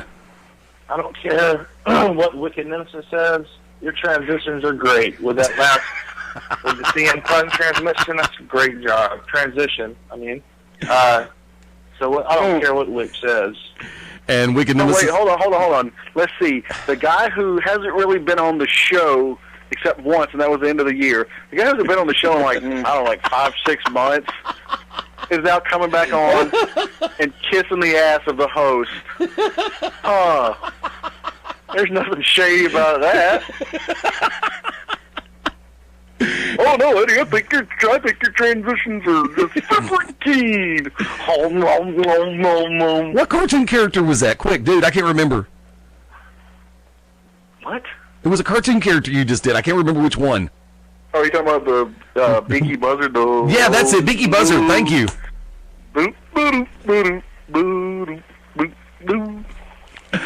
Oh man. There you go. See, you never know what's going to happen next year on BR. Hey, Rookie, watch me pull a rabbit out of my ass. And meanwhile, there you go. Just figured I'd throw that one at you. You know, I just... Hello? I'm thinking, therefore, take it, Mabo. Therefore, we've got dead air. Yeah, really. But we'd. All right. I'm going to sign a contract. What about you? You licked what? Sign. Anyway, a few minutes ago we much like Michael Jackson, we were touching on little things. And one of them was the firings that WWE had. Well, how's that for a transition, Brooks? Want to come kick my butt now? This was a great transition. Yep. Maybe it was on a period tonight. No, I can't win with this guy. I'm on my exclamation point. It's his ass. To transition from the firings, word going around is that WWE, now he's doing his medicals, so nothing's official, but word's going around is like WWE has signed El Generico to a contract. Now, pose this to you guys. First of all, what does this mean? Because we've all seen the physique on El Generico. I only know one body even skinnier than that, and he's a nerd that wears a bow tie and works here in Birmingham. What does that mean for? I know two of them. Well, I know two of them too. One's the nerd in a bow tie, and the other one's a inhuman fly. Anyway, and they both garbage. Anyway, what does that have to? One, how is his? Do you think his physique is going to affect how he's carried across in WWE? Like, honestly, looking at him, there's the only thing they could do is make him a referee. And two, do you think they're going to keep the mask on him? I mean, I'm not saying they're going to. I think it would be smart to actually come up with, like what they did with CM Punk, come up with a contract or some kind of negotiations where they can use the El Generico name. Because I don't see, if they take the mask off of him, what does he have? Nada. He's a ginger that can speak 5 languages. Sounds like a Swiss person who's much, much bigger that can speak 5 languages. But I mean, seriously, that's why they hired El Generico, was because he speaks multiple languages, and they think that'd be really good for. Promotions and all that stuff. But what does this mean? What does this mean for El Generico's future? Brookside. Well, I don't know. What do you think the reason is that they got him? I mean, like you said, without the mask was. Well, I mean, I just told you one of the key signing points for him. I mean, there's always been the rumors. Yeah, besides that. Well, I mean, there's. Well, do you remember when they were talking about bringing up the network? What, almost 2 years ago now? Right. That they were going to do a cruiserweight heavy. It's kind of a little play on words there, but there was going to be a cruiserweight heavy show, and they were looking to sign a lot of cruiserweight talent out on the independent scene, but. Obviously, the network is not going to be, coming to fruition anytime soon. So I don't know why they signed him, other than he's a hell of a talent. Don't get me wrong. But right, if you as El Generico under the mask, as El Generico now doing the gimmick he does. Now exactly. Vince, as good as Vince McMahon is at taking people that have, as good as Vince is at creating great gimmicks. He's also had his share of failures at gimmicks. He's also had guys that made names for themselves with a certain gimmick and have totally changed that gimmick around. But in this case, with somebody like El Generico, who doesn't have your common WWE physique like we're used to seeing, he's made his name, and his popularity has come from his El Generico gimmick with the mask and everything. So, like I said, even though Vince has taken things that have worked in other places and took that person and totally turned them around, and it blew up in his face, I think in a case like this with somebody like him, you leave it alone. You signed him as what he was, so you use him as what he is and what got him as popular as he is. He's a pretty popular guy in the wrestling world. So take what's already laid out for you and just go ahead and use it within your system, and I think it could good things turn out from it. And now before I pitch to Eddie, because here's the thing. Here's the thing. What is the key identifying aspect of El Generico? His mask. What does WWE? What do little kids buy up that you see them constantly wearing all the time? Mask.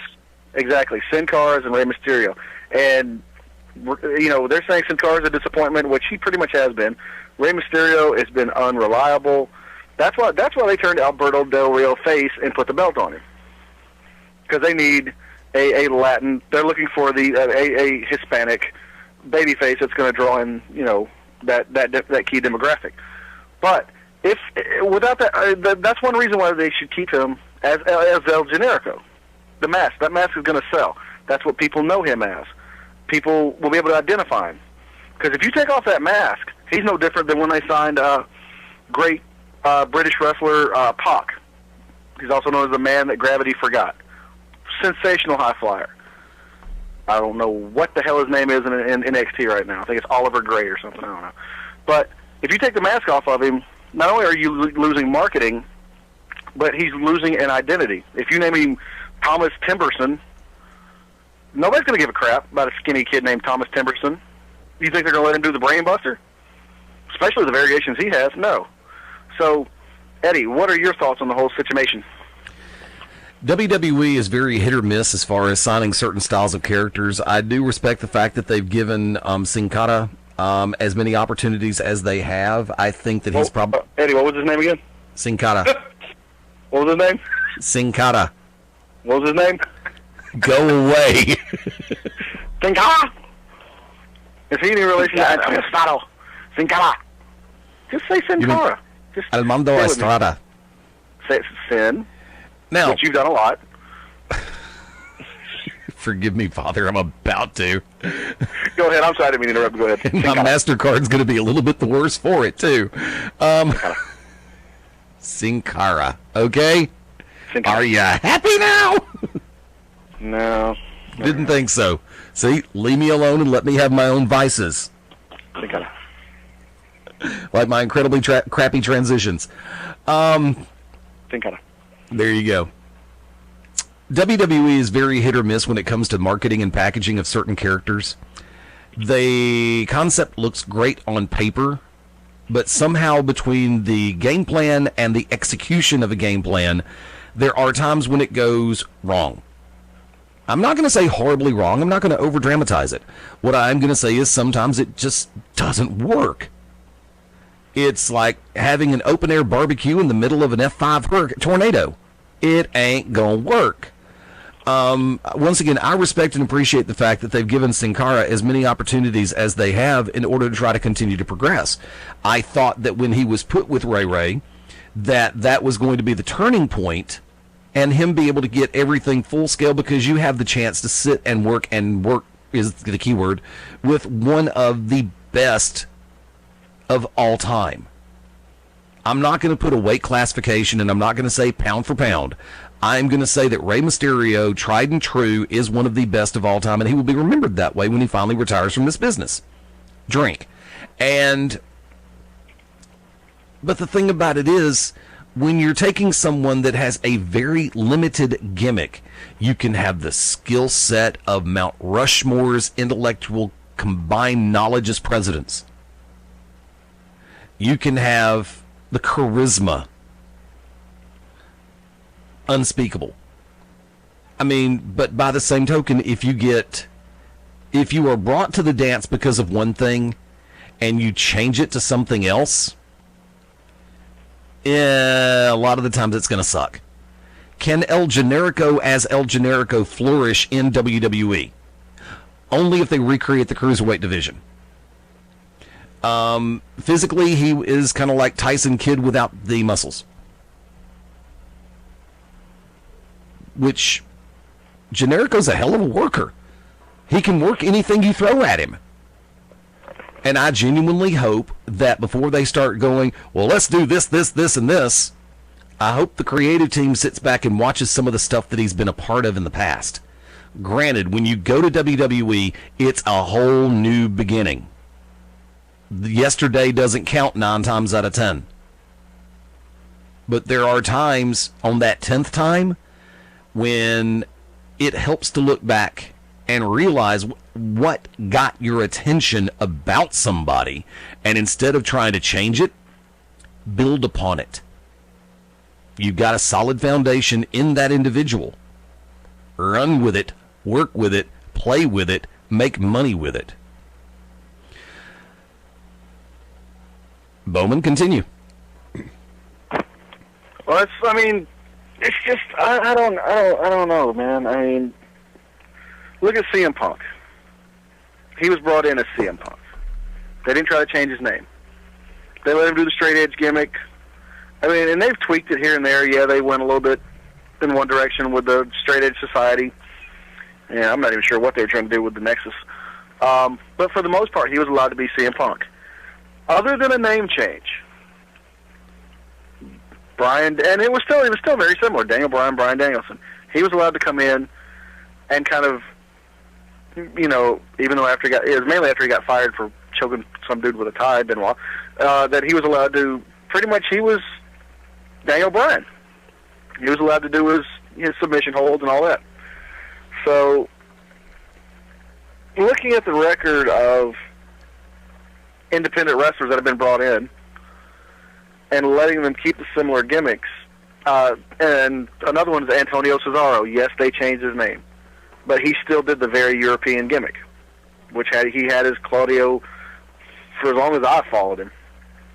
I'm just afraid that if they take the mask off, he's just another. This time it will not be he literally will be a nameless face, because he will have no identifying characteristic, and that's what I'm afraid of. Because there's nothing funnier than a skinny white guy who's a ginger wearing a mask from Canada who thinks he's Mexican. That's hilarious. It's as funny as when Dave Chappelle was a blind black Klansman. Rick James, bitch. Oh, you broke the rules. Anyway, so I mean, I just wanted to, just get your perspectives on what you thought about that. Like I said, properly played, I think it could be a good thing. Improperly played, it's going to be another catastrophe by WWE Creative. I'm changing topics for a second. There's something I've been wanting to ask you about. You've been keeping track of WrestleFest, the event coming up in the very near future. Have you seen any recent updates about it? Well, first of all, listeners, don't let Eddie fool you. I haven't been keeping up with it that much. Oh, you've been telling me more than I knew, and I've been trying to keep track with it. I have been keeping a close eye on it. I was trying to find the official page. Yeah. Brooks, do you know what we're talking about on that? Have you heard about it? I have not. Fill me in. Mabo? No, it's not. Is it WrestleFest, or is it? You sure it's just not National Wrestling Day? National Wrestling Day. That's what it was. Okay, that's why I was like I was like trying to figure out. You had me googling WrestleFest, and I was like, that's an old video game. That and something else. NationalProWrestlingDay.com. February the 2nd, Derby Ink Gardens in Pennsylvania. Yes. And I'll let you take it from there and let Brooks and everybody else who doesn't know about it. Well, if you didn't, shame on yourselves there. But it's like Eddie said, February 2nd, 2013. There's just so many companies coming together, both wrestling and non-wrestling. Smart Mark Video, I know they're going to have their hands in it. Filsinger Games, which they do wonderful games. I know Chikara has one, and I want to say Shimmer might have one. It's either Shimmer or Shine, or maybe it's WSU. Anyway, you got companies like Chikara, Ring of Honor, Kaiju Big Battle, the International Wrestling Cartel, Evolve, Battle War. One I'm really interested in is Wrestling is Fun. Beyond Wrestling, no relation to us. Wrestling is Awesome. And just so many more are going to come together in a summit. Yeah. A meeting of the superpowers, if you will. Like I said, there's going to be two different cards. There's going to be an afternoon card at 1 p.m. and an evening card at 7 p.m. They've already had matches signed up. Each company's going to have representatives to put on each match so far signed. For the afternoon card at 1 p.m., presented by Wrestling is Art, you're going to have Mike Quackenbush versus Colt Cabana, which, come on, dude. Really? It does not get any better than Quack versus Colt. If you have never seen any of the Quack versus Colt matches, I want you to take your face, rub it up and down on a cheese grater, and then go stick it in a mixture of lemon juice, salt, and rubbing alcohol. Or just sign up to have a match at IWA Deep South. It's going to be about the same. There you go. Match number 2, presented by Pro Wrestling. What was it? I can't even see that. They really need to work on their graphics. I believe it's PWI. Well, I believe it's PWI Insider or PWInsider.com. It is. It's going to be the Ray de Voladores match, which normally is a Chikara thing. Too Cold Scorpio, JoJo Bravo, Oliver Grimsley, or Grimsley, depending on where you're from, and Shane Hollister. Now, we all know Too Cold from back in the day. Tremendous talent. Of the other 3, I've only ever heard of Shane Hollister, but I know it's pretty good. It's going to be a good match. PWI's got another match. I don't know what that match number 3 is going to be, but it's going to involve St. Louis Anarchy, Battle War, Metro Pro, and more of the PWI, yada, yada, yada. Who cares? If you don't put something up, I'm not going to read it. Suck it. Match 4. You just did that. Huh? Sure did. You just dropped the F-bomb. I said suck it. Oh, suck it. I thought you said F it. We both thought you said F it. Potty mouth. Potty mouths. Match number 4. Nice one. I doubt if the belts are going to be on the line, but Ring of Honor is their little addition to the show, the 1 p.m. show, Scum, taking on the Briscoes. Which should be a hellacious match. Oh, yeah. One I'm kind of interested in as far as the next match, match number 5 from Wrestling is Fun, Juan Francisco de Coronado versus Saturnine. Saturnine, the lovely lethal luchador from Chikara. Had a chance to meet her back in October when Chikara came to Alabama, and oh, that ass. That's all I'm going to say. Well, I would like, since Eddie loves to put unnecessary accents on names, I would love for Eddie to say, and I'm going to see if I can get him on the show. Eddie, say Juan Francisco de Coronado. My friend, that would be Juan Francisco de Coronado. No, I said say it. Don't be a racist. Match number 6 from Beyond Wrestling. Bitch. Don't get mad at me because you're a racist. I'm not a racist, you dork. Calm down, racist. Good friend of the show, Sugar Dunkerton and Aaron Eric will be taking on Eric Corvus and Chris Dickinson. CWF Mid-Atlantic. Eric Royal. Eric Royal, yeah. Yes, and they haven't been in Chikara in so long. But Los Chivas, the Chiva Kid, anybody that dress up like a goat and run around, you got my vote. You're awesome. Taking on Rick Converse and Trevor Lee. Gentleman we've had on the show from Wrestling with Respect. He's also up in Combat Zone. Drew Gulak taking on Francis O'Rourke. And Kaiju Big Battle. We got to get in touch with Gavin. Dr. Cube and Sekhmet will be taking on Neo Terran and American Beetle. And then Absolute Intense Wrestling. We've had them on before, right? Matter of fact, I do believe we have. Ethan Page with Silesia Sparks taking on Josh Alexander. Now, you mentioned the Wrestling is Respect match, right? The Wrestling is Respect? Yeah. What? Drew Gulak, Francis O'Rourke? Yes. Okay. And, yeah, we do need to get in touch with Gavin about the Kaiju match. Yes, but, I mean, that right there, that's 10 matches. 10 matches. Now, I've got 9 on my list. That's just in the afternoon. Yeah, that's the afternoon match. No, there is. Yeah, no, that's what I'm saying. But no, there is 10 matches because there's the unannounced one from PWI Insider, Metro Pro, Battle War, St. Louis Anarchy, and CTWE. They just haven't put anything up yet. Now, so yeah, and that's just the afternoon. Now, Eddie, would you like to take the evening for the sake of time? No, well, I will in just a second. Now, this is actually for those who cannot make it up to Philadelphia, and that's going to be at the Derby Ink Gardens, 802 Spring Garden Street in Philadelphia. I've never been to Philly, so I can't tell you whether or not it's easy to get to. I'm not going to lie. Afternoon card kicks off at 1 p.m., the evening card at 7 p.m. This will be available on an iPay-per-view basis for only $14.99, $15. So this is going to be one of those situations where, you know, it includes unlimited VOD after the event. You can replay it as many times as you like. Now, Eddie, when is it? When is this again? This is going to be the one that I've got is Saturday, February the 2nd, 2013. It's just a couple of weeks away up in Philadelphia, Pennsylvania. And it's going to be an iPay-per-view. Yes. It is available through smvod.com.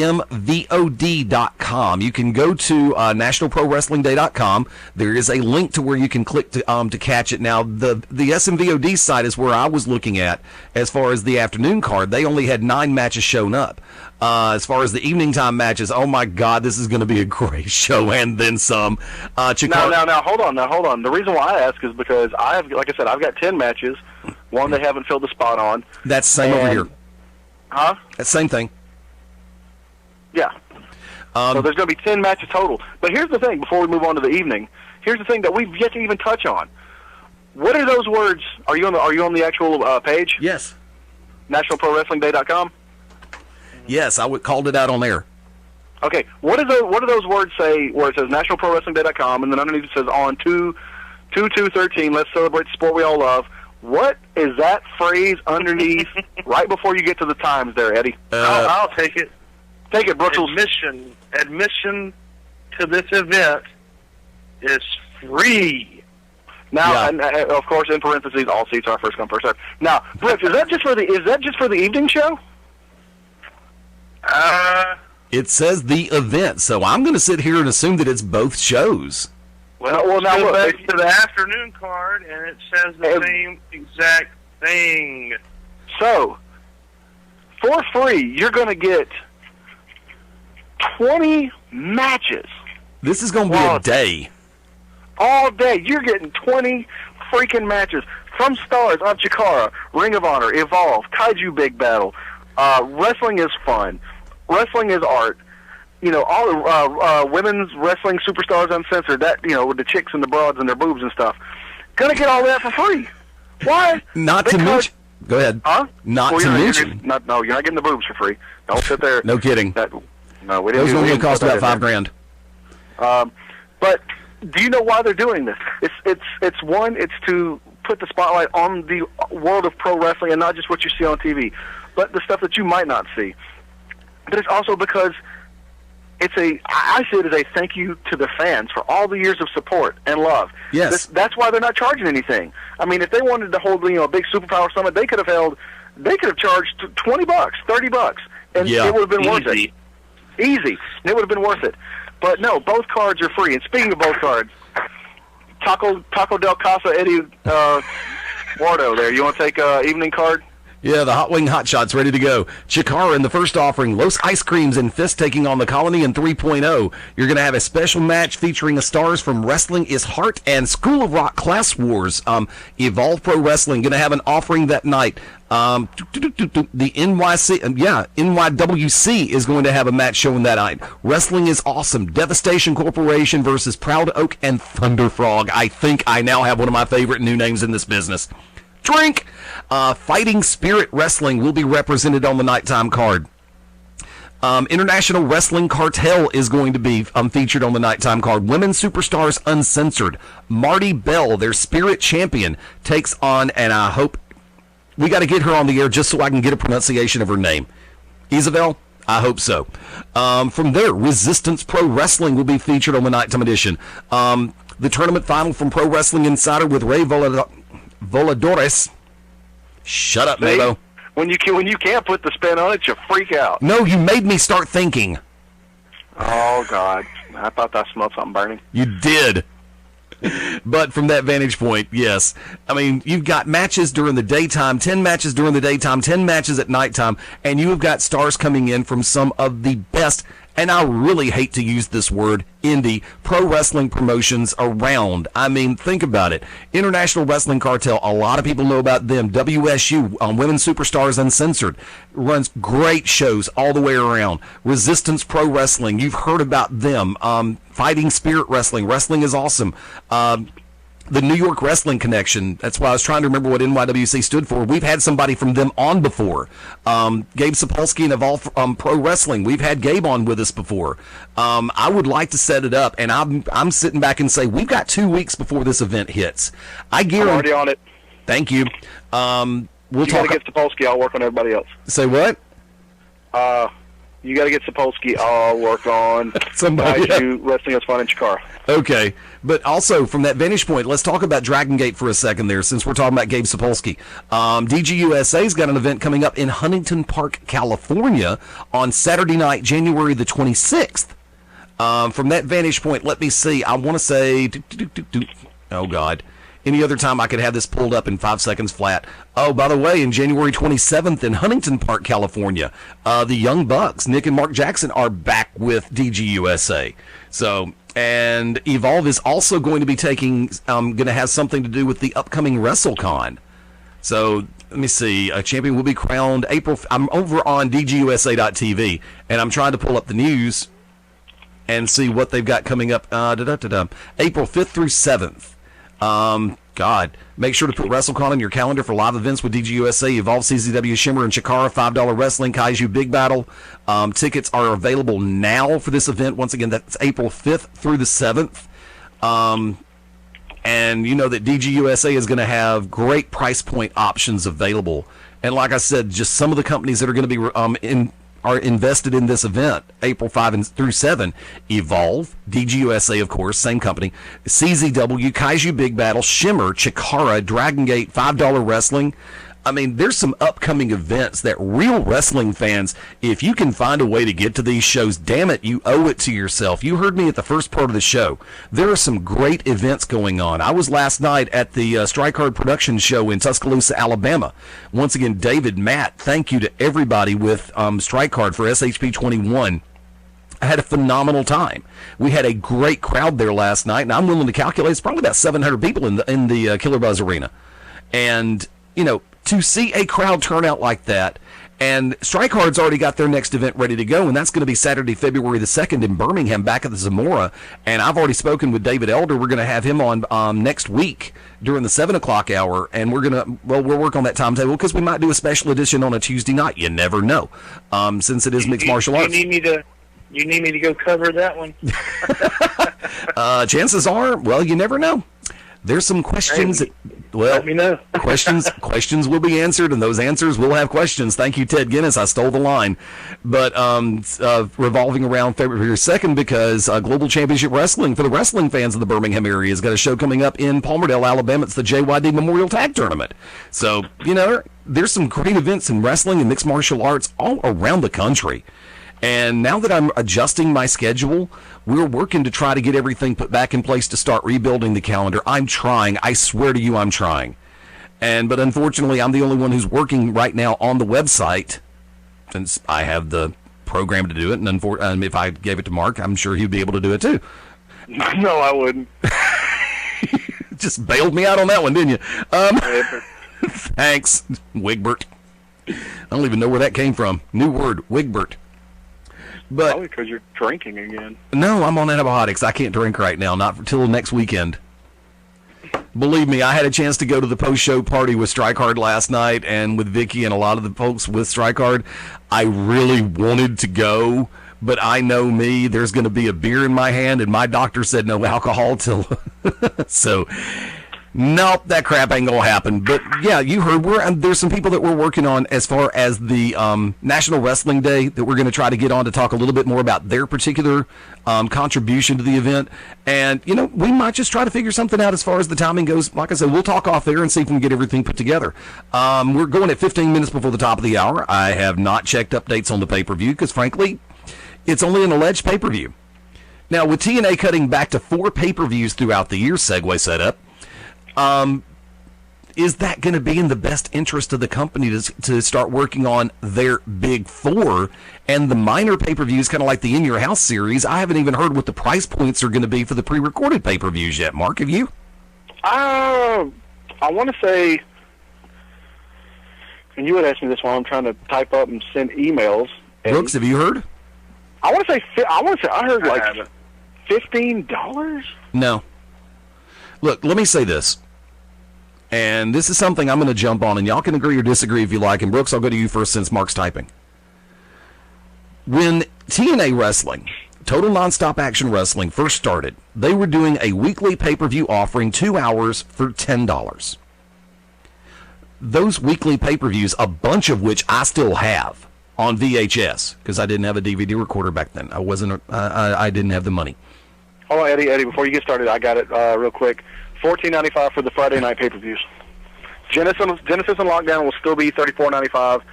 Slammiversary and all live pay-per-views that follow after that will be $39.95. Bound for Glory will be priced at $44.95. Are you effing kidding me? I'm not getting it. You're putting Bound for Glory. And don't get me wrong, I know isn't that their big one or whatever? That's supposed to be their big one. You're still saying that it's almost WrestleMania-worthy price? Hell no. Seriously? Suck it, Dixie. Suck it. Let me teabag you and Hogan both. Suck it. Only if you let Bubba the Love Sponge tape it. But yeah, that's price. Sorry.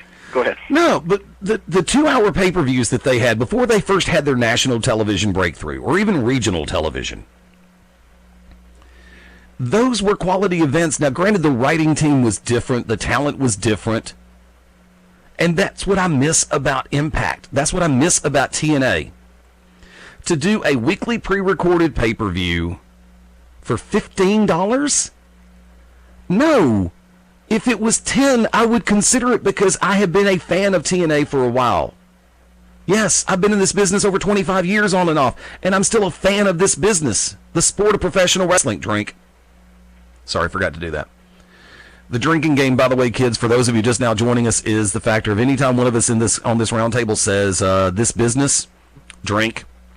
So, and normally it's me that says it because I'm the one stuck in the mode of saying it, and every once in a while I have to crash the mode and change things.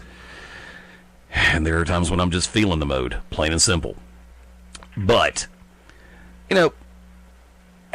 is it worth a Friday night pay-per-view $15, considering what we've seen on free TV from Impact as of late? Brooks Logan. Well, no, it's not at all. Help me to understand something. I saw they're changing 4 pay-per-views a year, right? 4 majors, yes. 4 major pay-per-views a year. Now, what is it that you're talking about with the $15 one? What is this? This is something they're doing. I'll take it real quick, Ed. Go ahead. Long story short, Brooks. I guess the other 8 pay-per-views are going to be, first of all, pre-taped. They've already done 2. They've already got 2 in the books, and they're going to have themes. The first 2, one of them is going to be, it's called the Extravaganza. It's both current and old X Division talent coming in. There's, like I said, they've already taped it. The results are up. And it will, Eddie, what did I say the date was? 4/5? Oh, God, I had it up a minute ago. Go ahead. Yeah, anyway, like I said, I think it's 4/5. And it's, there's going to be the Ultimate Escape Asylum, whatever match. Then the next one is going to be called the Joker's Wild, where it's very similar to the old Battle Bowl Lethal Lottery, where names are put in a drum, tag team tournament. Then the winning tag teams go into what they say gauntlet. But from the way I read the results, it was like it was down to a final 4. I thought a gauntlet was, somebody comes in, 2 people start, one person gets beat, another person comes in. You just keep going down the. I thought that was a gauntlet. Raven always made Tommy Dreamer run those gauntlets. So, but no, this gauntlet looks like it was a freaking battle royal. So, those are going to be the first 2. I know they're going to do one with knockouts. So they're going to the other 8 pay-per-views that they usually have are going to be what? They're going to be turned into. They still going to be doing them once a month, or? They're going to tape a group of them. They're going to tape, like I said, they've already taped 2. Give me a minute here, and I'll go ahead. TNA Extravaganza is going to be on 4/5, and then Joker's Wild is going to be 5/13. They taped both of those yesterday, so that kind of tells you what's going on. Where did it go? What's the change? What's the change in the schedule? Is what I'm asking. Is they want, as of right now, they run a pay-per-view every month, right? Yeah. So they're only running the schedule. There's only going to be 4 pay-per-views live on a Sunday. Gotcha. Okay. Then the Terrible other idea. terrible. I know. Then the other 8 are going to be, I guess, filmed maybe 2 at a time on a Saturday, and then shown in between the other 2 pay-per-views. For example, this is some of the things that they're called one-night only taped pay-per-views. You got TNA Extravaganza and the Joker's Wild, which we talked about. Then there's going to be Hardcore Justice 2 and ECW reunion. Then there's going to be the TNA 10 reunion, where it starts from the early days of TNA face-off inside the 6-sided ring. So they're bringing back the 6-sided ring for that. So, like I said, honestly, some of these, I hate that they're going to be so far off, because some of them, the concepts look really good and really interesting. There's going to be one called Huh? So that's what I was about to say. Some of the concepts sound great. I'd have a problem with a taped pay-per-view. I trust me, I do too. But there's going to be TNA Knockouts Knockdown. It's going to be a one-night knockout tournament, with the first round being all stipulation matches, and then the final 4 is going to be a test their stamina match. Oh my God, I hope there's scissoring involved. Then there's going to be TNA International Incident. It's a one-night tournament featuring talent from the United States, India, Mexico, Ireland, Canada, Germany, Japan, and the UK, with the winner earning a title shot. Then there's going to be an X Division World Cup. There's going to be the TNA World Cup of Wrestling, where it's 4 teams, each captained by a TNA wrestler, or each captain featuring a heavyweight wrestler, a tag team, and an X Division. And so then it's going to end with a 2-ring triple chance battle royal. Seriously. But here's the schedule. I know you were asking about it, Brooks. January 13th, today, Genesis Live. Then they're not having another one until March 10th, which is going to be Lockdown. It's going to be live.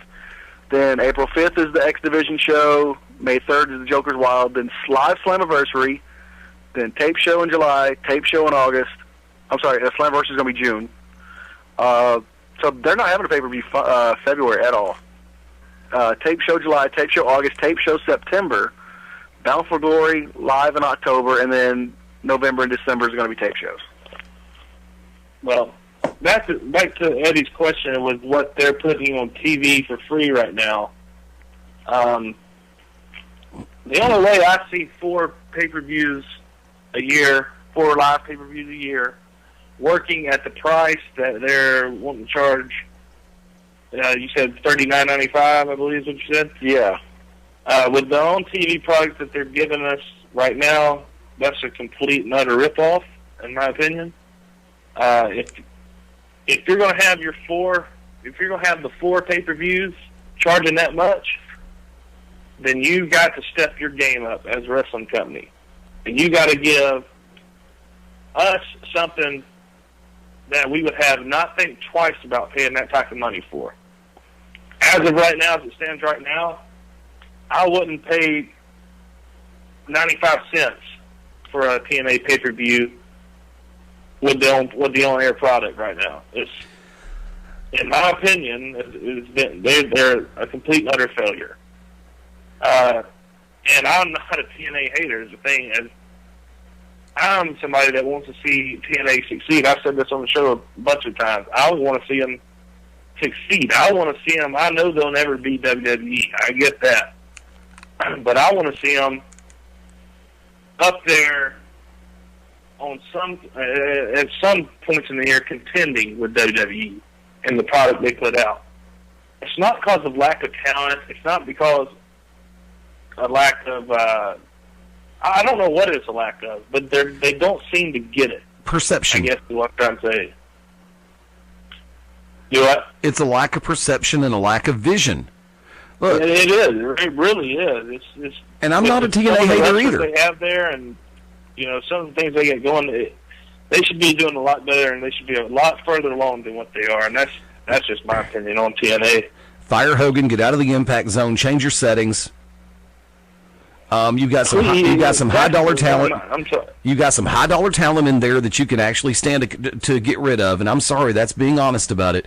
I mean, yeah, you're right. And legitimately speaking, when front office expenses supersede in-ring talent expenses, something's wrong with the company. And look, and I'm not comparing myself to Terry Bollea in any capacity, by the way. But I would do a better job as general manager, and you're damn right I wouldn't be having this Hogan Knows Best BS on television. Look, people don't tune into a damn wrestling show to watch Hogan Knows Best just as much as I'm not going to tune into Jeopardy to watch Kim Kardashian. And it's gotten to that point. I like a lot of the people that help TNA come to the dance. I miss people like Chris Sabin, Petey Williams, Sanjay Dutt. I have a world of respect for AJ Styles, for Kaz, for Chris Daniels, Bobby Roode, James Storm, the people that helped build TNA, that helped build Impact Wrestling. But when they started getting this wild-ass idea to start bringing, hey, Vince, just let this person go so we can bring them in and try to make some money with them. Guess what, stupid? It don't always work. The biggest success that you've had on that, in my humble opinion, I'm not even going to say it. The best success you've had in that regard was Kurt Angle. Even with the baggage that he brought with him. And yes, I was one of the ones who was ready to violently retch, barf, throw up, regurgitate, and have the crap with Kurt, Karen, and Jeff Jarrett. Lord, please forgive me for what I'm about to say, but it was the drizzling shits. It genuinely was. I don't care about the drama. If I want drama, I'm going to wait till January the 28th and watch Dallas. May Larry Hagman rest in peace, one of my favorite villains of all time. Actually, the best television villain of all time. If I want drama, I'll watch Arrow, which is now back on the CW, thankfully. I watch Impact, I watch Raw, I watch SmackDown for the same reason that I got in this business. Drink. For the in-ring action, the physicality.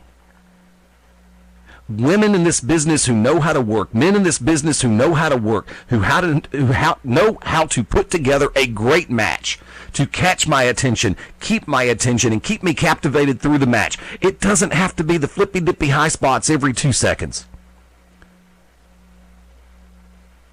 It doesn't. You know, some of the stuff that they did with Kaz and Daniels has been cool.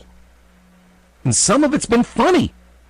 Like Daniels and the Appletini. I'm having flashbacks to Scrubs. Zach Braff's character. I think properly done, adding comedy into a professional wrestling program is good because tongue-in-cheek works so well. It's just like I asked Nigel McGuinness when he was on with us. It still feels funny saying that. Mr. McGuinness, thank you for coming on.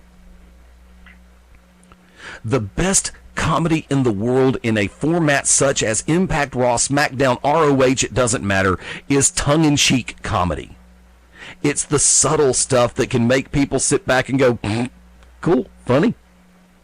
Not everything has to be, to use the Southern colloquialism, a knee slapper. See, if I interrupt. Go ahead. See, you know, I like a little drama on my wrestling show. I love a lot of good in-ring ability on my wrestling show. I think that's why WWE's Attitude Era was so good. It was the perfect mixture of great wrestling, great talent, great storylines, great drama, and even great comedy. I also say that's why WCW with Nitro and their run was so good at their time. NWO coming in, Scott Hall, Kevin Nash, when they come in, builds the drama. And you've also got your cruiserweight division that was built up with great in-ring ability. But you can't rely, like TNA relies way too much, like you just said, with when they have the Kurt Angle, Karen Angle, Jeff Jarrett. Barf. there was too much emphasis put on that. It's got to blend, and it's got to be a cohesive unit, and it's got to go in. It's got to be a natural flow. Yes. Of all those combined. That's what makes a great wrestling show. And I really don't think since the Attitude Era and since WCW folded, I don't think we've seen that out of any company that just has the perfect combination of all those things, where they all just go in a pot and just melt together and work out so great. Have a great drama, have great wrestling ability.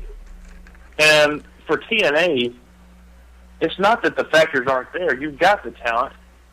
You can make the storylines. You can have that cohesive unit of all those things blended together. That makes, what makes wrestling, why I started and watched wrestling, fell in love with wrestling, had all those things come together. And I don't think we've seen that since Nitro, since the Attitude Era. And like you said, it's either they put too much emphasis on the drama part of it that's not needed. I don't need to see, like you were talking about with the Jarretts and Angle and all that. It's not needed. That much of it's not needed. If you catch what I'm saying. I think if you just you got to have the perfect combination of all that together, and I don't think nobody's put it together in a long time. No, they don't. Fellas, normally right about now, actually about 8 minutes ago, we would have hit last call, but we actually got on a really good tangent and topic. And by the way, for the record, Daryl, let me go ahead and say this. First off, to everybody who's been coming through the chat room this evening over at BeyondRingside.com, Ali Dalcaz, Daryl, and everybody who's been anonymous, thank you for watching in the chat room, typing in the chat room, and listening through .com. Actually, TNA was doing the X Division World Cup before Territory League was actually created, to my knowledge of the timelines. So at that point, because they had the World League or the World Division X Cup, where they had different people representing a next division tournament, different areas of the country or different areas of the world, whether it be UK, Germany, Japan, Mexico, China, Canada, Mississippi, Mexico. So like I said, you had different, as well as of course a contingent from the United States. So, I mean, I remember that far back as far as when they started doing the World Cup for the X Division. So I think it was actually being done as a tournament on Impact before Territory League was created. I may be wrong, but I don't think so. And that's something that I haven't heard anything about as of late. And I'd like to find out a little bit more about what's going on if the Territory League is still active in the United States domestically. I know a good friend of ours here on Beyond Ringside, Scotty Matthews, was working to try to get involved with it. Rikishi was a very instrumental part of Territory League. So, tell you what, we're going to go ahead and get ready to take this thing home at 5 minutes after the top of the hour. Cast members here on BR, you can find on Facebook, Twitter, all of the above. Mark Mabo Bowman, you can find him at MA_BO over on Twitter. Mark Bowman over on Facebook. I believe it is Mabo XXL. Wicked Nemesis, find him at Wicked Nemesis over on Twitter. You can find the fan page, The Wicked Nemesis Enoch Tessarian, over on Facebook. Go over and like him on Facebook. Also, Wicked is the host of the To Be Determined show, which airs Wednesday nights at 9 o'clock Central, 10 o'clock Eastern, right here on BeyondRingside.com. Be sure to follow the To Be Determined show on Twitter at the TBD show. Run that all together. THETBD show over on Twitter. Wicked Nemesis hosting. Multi-time NWA Women's World Champion Tasha Simone co-hosting. You can also catch Mad Dog Matt Denton, Smark Rage with the Smarks Rage. Corey, always good to hear from you, man. And I have the privilege of producing that show. And once again, we go live every Wednesday night at 10 Eastern, 9 Central, 7 Pacific, right here on BeyondRingside.com. I have a bombshell that I'm going to release next week as it pertains to Beyond Ringside and the best of Beyond Ringside 24/7, which is available through BeyondRingside.com, also on the Shoutcast Radio Network. Brooks Logan, come on in. Shameless plugs real quick. Same as usual, Twitter, at Brooks Logan, BROOKS, Logan, LOGAN. You can also search that name on Facebook, and I'm on both of those, and that's about all the plugs I have. I'm waiting. When are me and Mabo going to have our own show produced by Fast Eddie Lane? Y'all talk about that one. Be a good tag team right there. I really think it would, and I'm just kidding. Actually, I'd like to thank you for letting me return to the show. It's also be my last night on the show because of Mabo being so mean to me this evening. I cannot work with him, obviously. He's a jerk. And, no, I'm just kidding. That's why I sat over here smoking my cigarette. I was going to let you run. But no, I'm just kidding. Definitely glad to be back on with you guys. I thoroughly enjoy this. Definitely. Oh, and by the way, once again, I said it on Twitter, and I'll go ahead and say it by voice. Hey, Clay, still think it's a trap? It was good to see Cosper over in the chat room earlier this evening also. Because of everything going on and me being so scattered at this point, I've been working so hard I have been in the process of completely rebuilding the music computer that I use, which is technically Monitor 2. I've been reloading a whole lot of stuff, resetting a whole lot of stuff, reconverting a whole lot of stuff.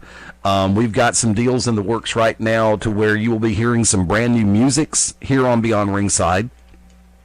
And hopefully I'll have that finalized this coming week. So now the original 5:30 intro will still be the same. The 6 o'clock top of the hour will still be the same, and maybe the 7 o'clock top of the hour, all time central, by the way, may still be the same. But there are some new musics that I really am getting into that I'm trying to get the final permissions in order to be able to use them legally here on BR. Even though they're royalty free, I want to do everything the right way. And yes, we use Kiss Take It Off of the intro for the final segment. That is going to change. We used for a long time Climatized by The Prodigy, which is available on the CD Fat of the Land and Prodigy's Greatest Hits. Order through Amazon. Thanks for playing, and I may just bring back my personal Amazon site. You never know. By the way, I'd like to invite everybody to check out FastEddieLane.com when you get a chance to, L-A-Y-N-E. Also, got the players for Beyond Ringside 24/7 and the best of over on my personal site as well. Been adding some new photographs, been bringing back some vintage photographs, and I just recently stumbled across the photograph of myself, Brooks, Wicked, Mabo, and Tunzi from the Alabama Wrestling Alliance show that Sherry Carter hosted last year. And that one's going to be going up on mypersonal.com very soon and probably over on Facebook, and I'll go ahead and tag y'all in it when I put it up on FB. Definitely.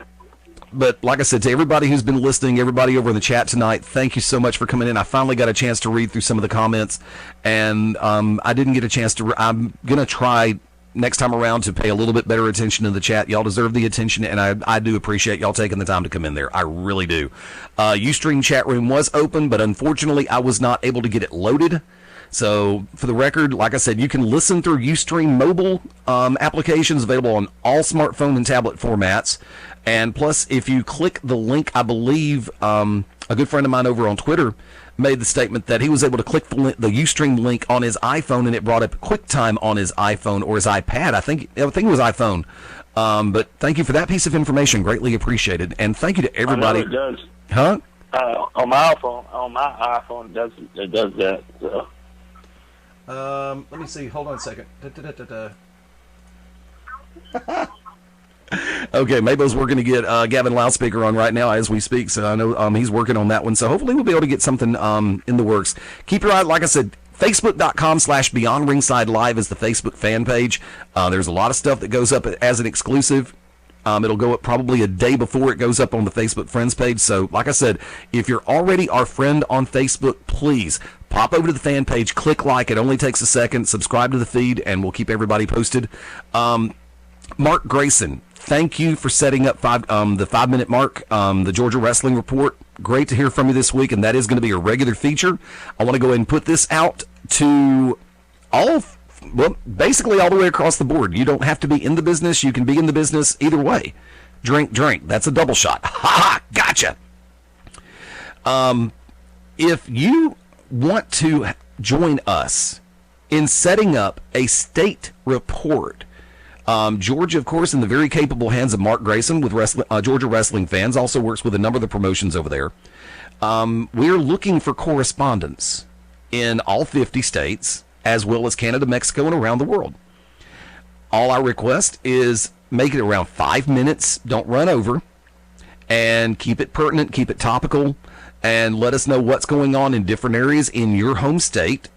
Like I said, if get with some of the promoters and find out what's going on, and we would love to have, like I say, submit me a demo, beyondringside@gmail.com, and if, like I said, we'll put it together. This is a free thing that I'm doing to try to help people get the word out about upcoming shows. From that vantage point, also, we are now in a position to where I'm very happy with the new formatting of the show, and our top and bottom of the hour breaks are now available for commercial time. So if you would like to have your business sponsoring Beyond Ringside and as a corporate sponsor through commercials, give me a buzz, let me know, shoot me a message, beyondringside@gmail.com. It is just that easy. Folks, we're going to go ahead and call it. I want to go ahead and say thank you once again to my tag team all the way across the board. Brooks Logan, Mark Mabo Bowman, Oracle of Ominous, the Wicked Nemesis, Mark Grayson, thank you for the Georgia Wrestling Report, and a huge thank you to Nigel McGuinness for coming on with us this evening. Still sounds funny saying that, and I'm genuinely very appreciative. He will be back with us again in the very near future. Folks, we're going to be back at it 1 week from tonight, 6:30 Eastern, 5:30 Central, and 3:30 Pacific. I know there's something I wanted to say right now, but I can't remember what it is, so keep your eyes open. I'll probably post it on Twitter in a little while.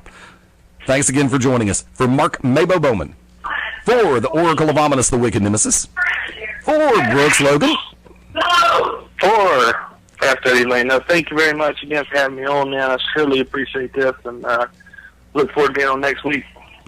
You got it, brother. This is the Magic City Motor Mouth, Fast Eddie Lane, saying until next time, join us next week as we all go Beyond Ringside. Bye for now.